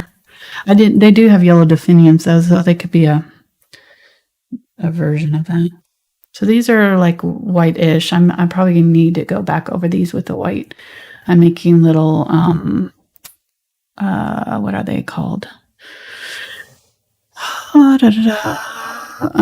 Chamomile. Little chamomile there down at the very bottom. Okay, so I'm gonna wash this out. This middle part here. Do we have a winner? Yeah, it's a farm-all. Shush.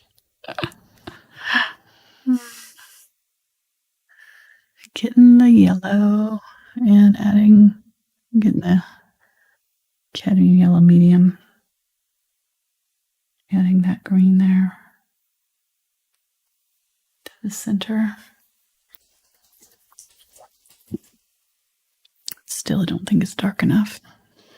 We'll do our white petals and then we can see what we need to do.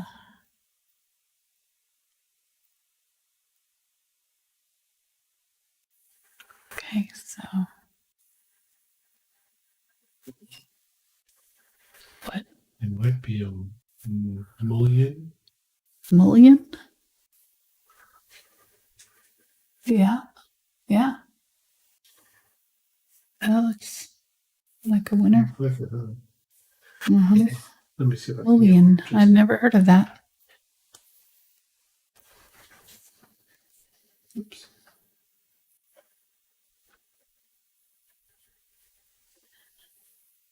White. I'm trying to get just white here. Wants to.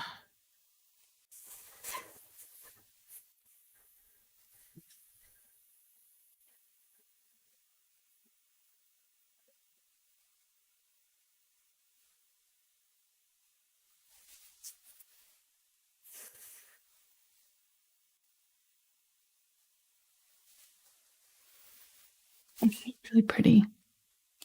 So I feel like there's like a lot of yellow and white right here. So I need to add something over here. And they've got these white flowers, so that might help, but I definitely need some more over here.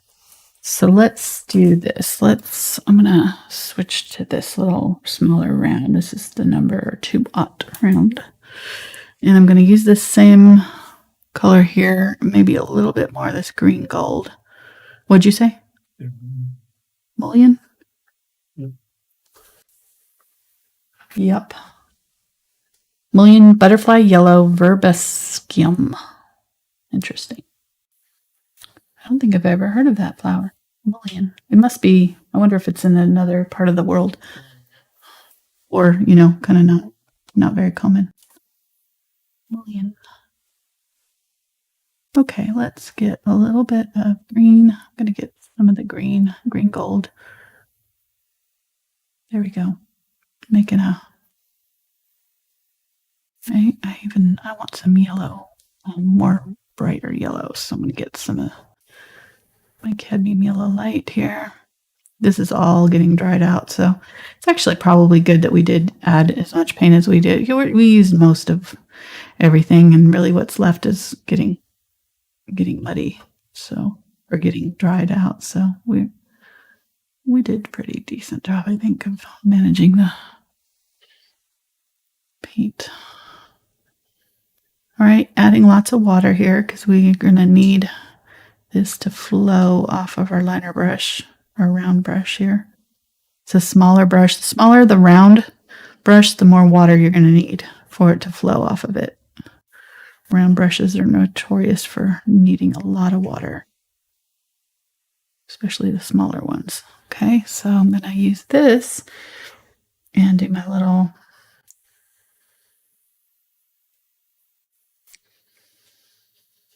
leafy green bits. So just like a couple stems here and then little dabs.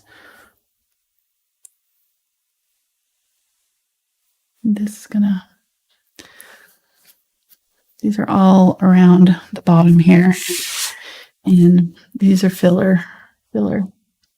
So great to have. It just adds another layer of depth to your painting. You're not even probably going to even notice that these are here, but they're going to really add a lot to the painting and you can help you unify everything and add a little bit of color where you might need it to tone things down or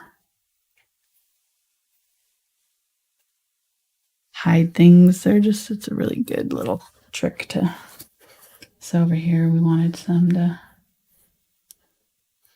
kind of multiple stemmed and then just little dabs on each end of the stems.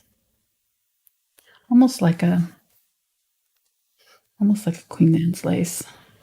You could do that Queen Anne's lace. You can use any kind of flowers you want with these kind of paintings, so it's just up to you.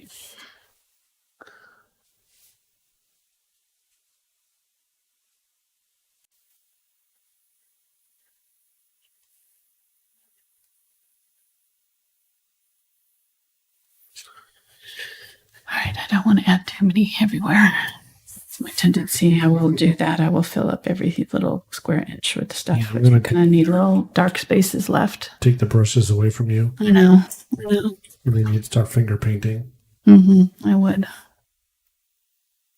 Okay, getting some yellow and some green here. Making a really, really bright lemon. Like, look at how lime green that is. That cadmium yellow light is already kind of green leaning. The cadmium yellow medium is more orange leaning. So if you add a green leaning yellow to a bright green like phthalo green, man, you get a bright green. It's like lime. It's beautiful. So we're going to use that in with these little flower bits and add a little bit of depth to them. Always thinking about adding depth. That always helps things look a little bit more realistic. Even these light bits, you're gonna need a little bit of depth. It's not super dark, so we don't have to go like to a dark green here, but just that little bit of the darker-ish green will help.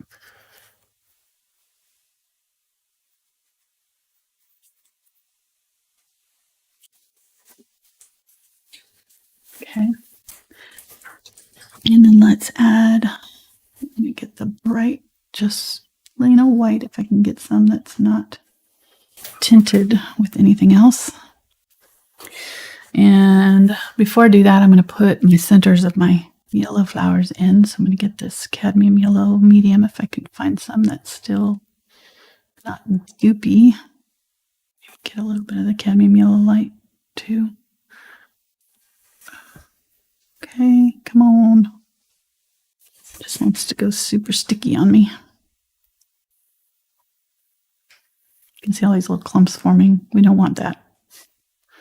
I'm just trying to kind of smooth it out, adding enough water to it where it gets kind of that creamier consistency. And then I'm going to add my centers to all these. A little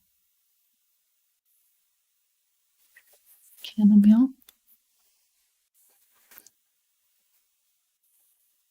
And this one's kind of, I think our overall color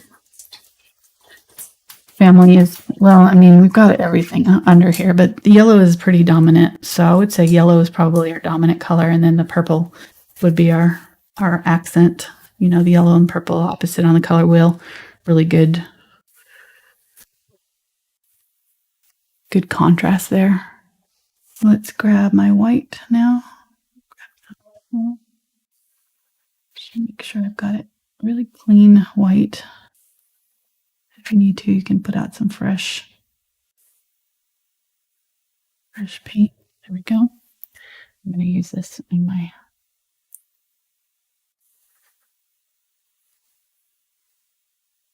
and you can see our other one. We did not do a ton of detail. Like some of these flowers are just like one little dab of paint. But when you've got this whole garden thing going on, just a dab of paint, your eye's going to go, oh, that's a flower.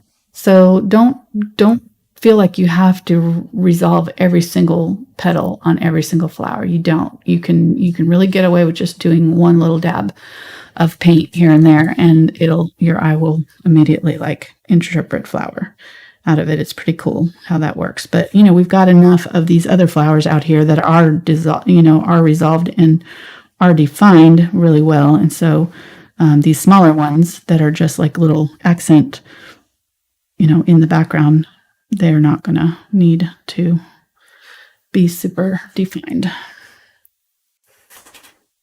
Is it a New York accent or Spanish accent or what? Hey, accent? Forget about it. Forget about it. Go park your car. No, that's Boston. Oh, sorry. One accent I cannot do is English. I cannot do an English accent for the life of me. I've tried. I'm not even going to try to do it because it's bad. I can do a Southern accent pretty good. But it's because we've lived here forever. I probably have a Southern accent. Don't know it. What'd you say? Because, bless your heart. Bless your heart. No, you're not coming back up here. Okay.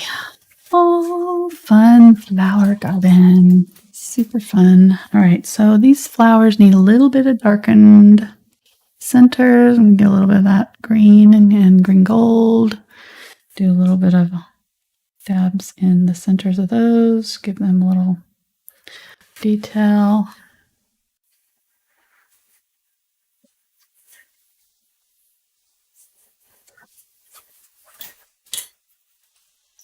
If you want to, you can add more highlights to your irises. I don't think I'm going to mess with the dark irises, though. That I really need those darks to balance the paintings. This, super light areas and stuff that we've got going on. And I could go back in and add some really dark leaves in here and there, and I might do that just because I feel like there's some room for that. I think I want some teal too.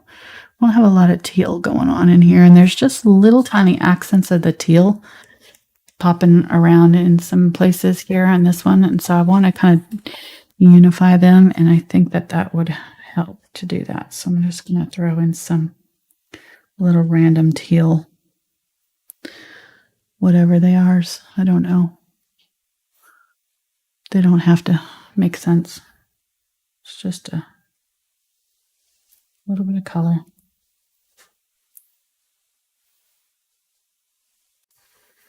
We'll do a close-up on all the flowers at the end. We'll zoom in and do a slow pan so everybody can see all the details. Yeah. Instead of trying to getting in trouble for being too zoomed in.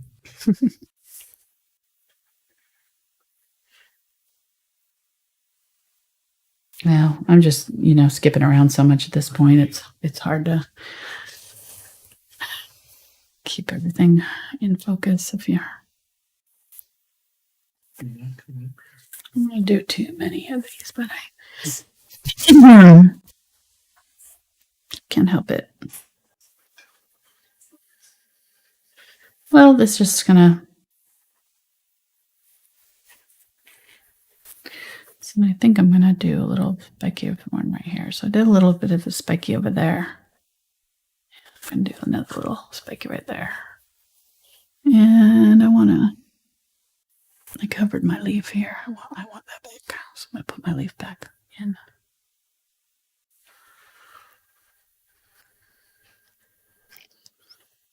Get some of that teal and some of the burnt umber. Like I didn't use this whole dollop of burnt umber. That's just a crying shame right there.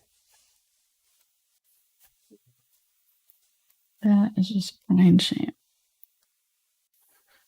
Okay, so just throwing in some leaves here. Overlapping things.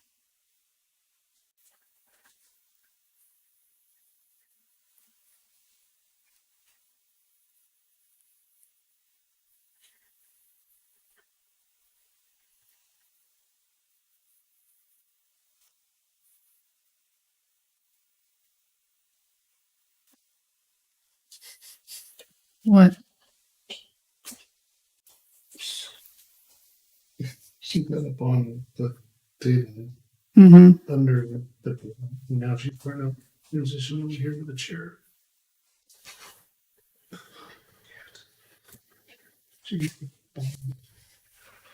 Adding a little highlights to some of these leaves.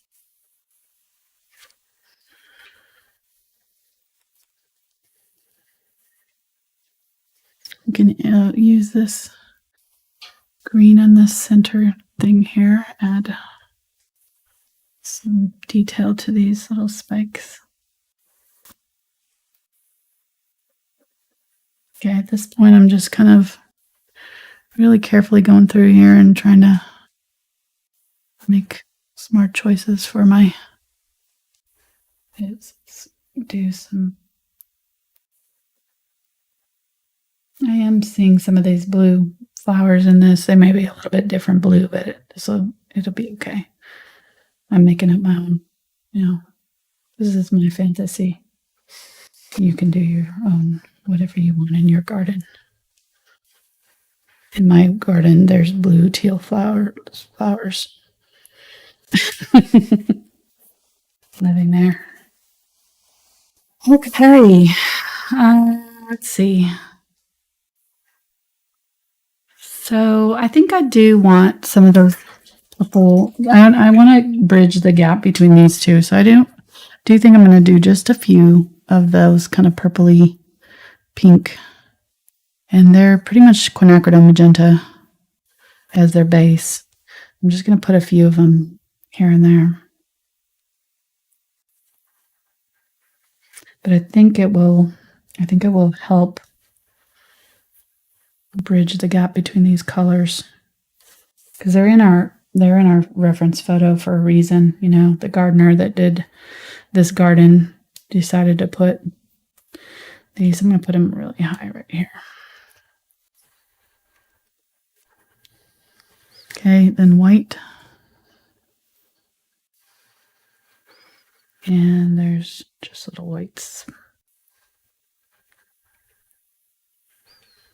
Yeah, that gives that depth that we're missing in the pink flowers. Okay.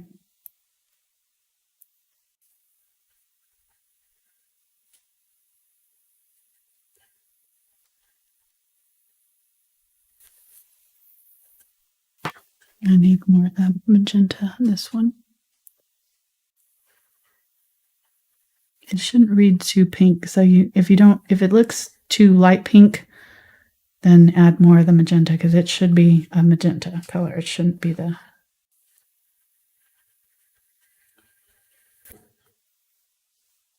pink. And there we go. That's better. I feel like it needed that. I'm going to do tape too. All right. And again, I'm filling this thing up. You do not have to do this many flowers on yours. You can do however many you want. So if you're happy with yours and you like, I don't want to add any more, don't worry about it. I'm really crowding mine. I'm basically taking every single flower that was in that photograph and pushing them into like a really concentrated area. So this is definitely not like a realistic garden, scenario here. And I don't care. I want it to be kind of masses and masses of flowers. So that's just. Are you going to put any beards in the dark irises? They are not in those ones are they're dark. They're a dark beard. So I mean, we can do them in blue though. I can do them in a blue. I do see them, but they're not super visible because they're a dark blue. So I'll make them out of the ultramarine blue and add just a tiny bit of the lighter color. So they're kind of a little bit lighter than what. I'll just do them like that. I kind of did an indication on this one of where that color was. There we go. What? Now what? I was just thinking out loud, wondering if all irises were bearded, because I've heard the term iris, and then I've also heard bearded iris. So I'm assuming that's style or something. I think it's it's genre irises, but I believe they all have the little beards, I think. There's small ones, though. I'm not sure if the teeny tiny ones have the beards. I think these ones, the bigger ones, do. I'm not sure if the little ones do. All right. I think that I'm going to call that good. Let's splatter the heck out of it. So we did pretty much it looks like the burgundy and white on this one. So we'll do the same. We'll use this kind of burgundy. We'll use up some of this burnt umber that we got over here and my magenta. Make a really dark brownish burgundy, maybe a little bit of purple even. Yeah, there we go. Okay, adding white helps. Adding a little bit of the glazing medium also helps make it stick, because when you add too much water to your heavy body acrylics, especially heavy body acrylics is really the only one you have to worry about this, but the heavy body acrylics is mostly pigment, or more pigment than your normal paint, and so you're gonna have trouble with it not binding if you add too much water, because the water just basically is washing the binder out of the paint, taking the place of the.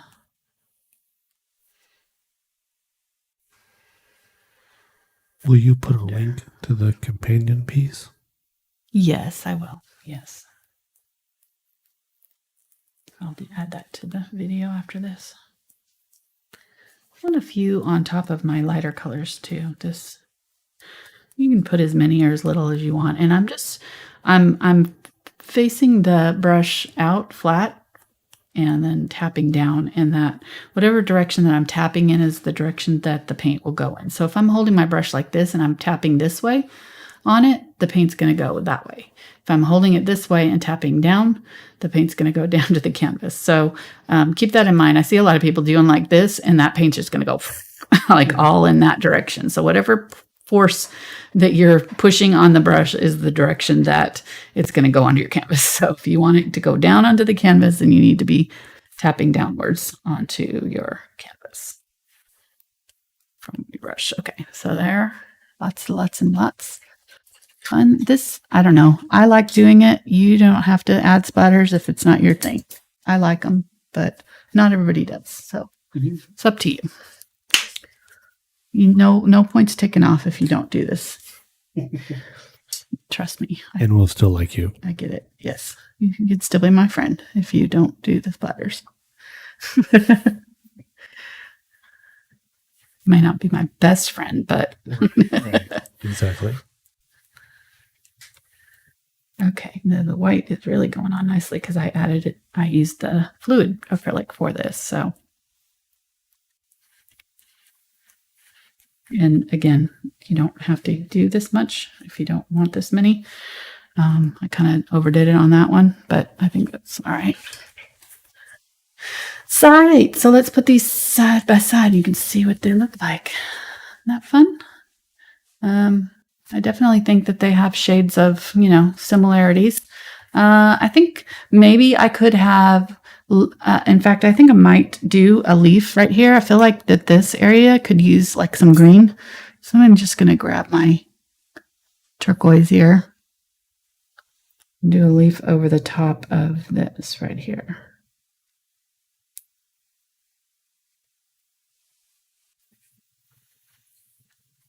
Just pushes all that back and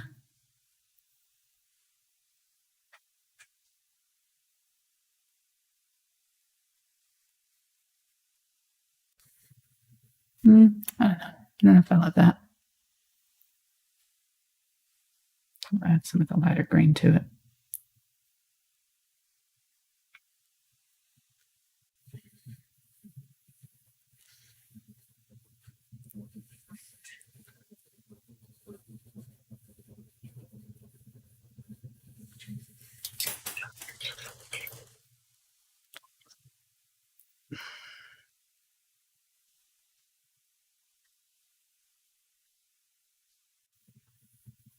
Yeah, and some white to these flowers. Okay, you gotta be careful though doing the painting over the top of your splatters because it can kind of look funky. But yeah, so there we go. We got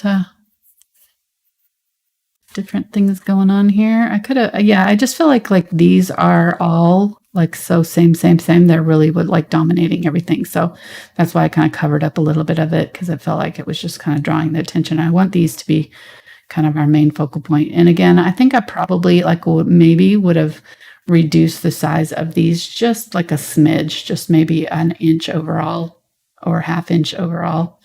And that would have made these even more prominent. But yeah, I think that was fun. I think it's definitely, you can see the similarities somewhat, maybe, I don't know. So really fun. I think next month we'll do possibly another one, but we'll see. Okay. Let me see. Okay.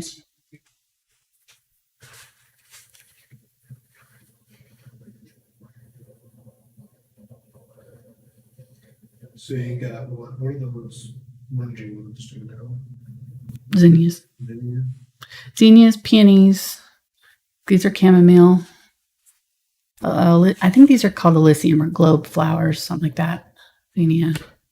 I don't know what those are. Those look like corn straw flowers to me, maybe. And these were irises. Yeah. So these ones, I'm not really sure. I think that they looked a little bit like anemones to me, but I couldn't really tell. They're down here. They look like that, but Okay, I'm not really sure what those are. 87%. So that's the good job. Thanks. Passed it. Passed my flower test, identifying my flowers test. Okay. Very good. So tomorrow we do Patreon. Yes, tomorrow we'll be painting with Patreon. I didn't realize this one would go this long. I almost did it on Tuesday night. I'm glad I did. So yeah, we'll be painting that still life painting that we showed and do it in one session. So usually those bonus videos take about 3 hours. No, 3 to 5 hours. 5 to 6 hours usually. So I'm hoping that one won't be quite as long, but it's definitely, detailed. So we take our time on those and make sure that get off of that. Cadmium, get off. You're sitting on my color sheet. And so for the bonus video, that's for the $5 and above patrons. She's looking at me like, what? That was so rude. You just pushed me off your thing. I was just sitting. There's a link to patreon.com/AngelaFineArt at the bottom. Mm-hmm. And then all the social medias. Yes, everything's down below. So in the description of the video, click that up. It shows the colors that I used today and all that good stuff. And yeah, I hope you subscribe and come back. We do this every week. So Subscribe. Twice a week on YouTube, free. And we might cut back our schedule just a little bit this summer. I don't know. We haven't decided yet because things start slowing down and people start going outside. So, and Mark wants to get out in the garden. Yes. So we may take a few Saturdays off starting this summer, but for the most part, we're here every Saturday and Tuesday.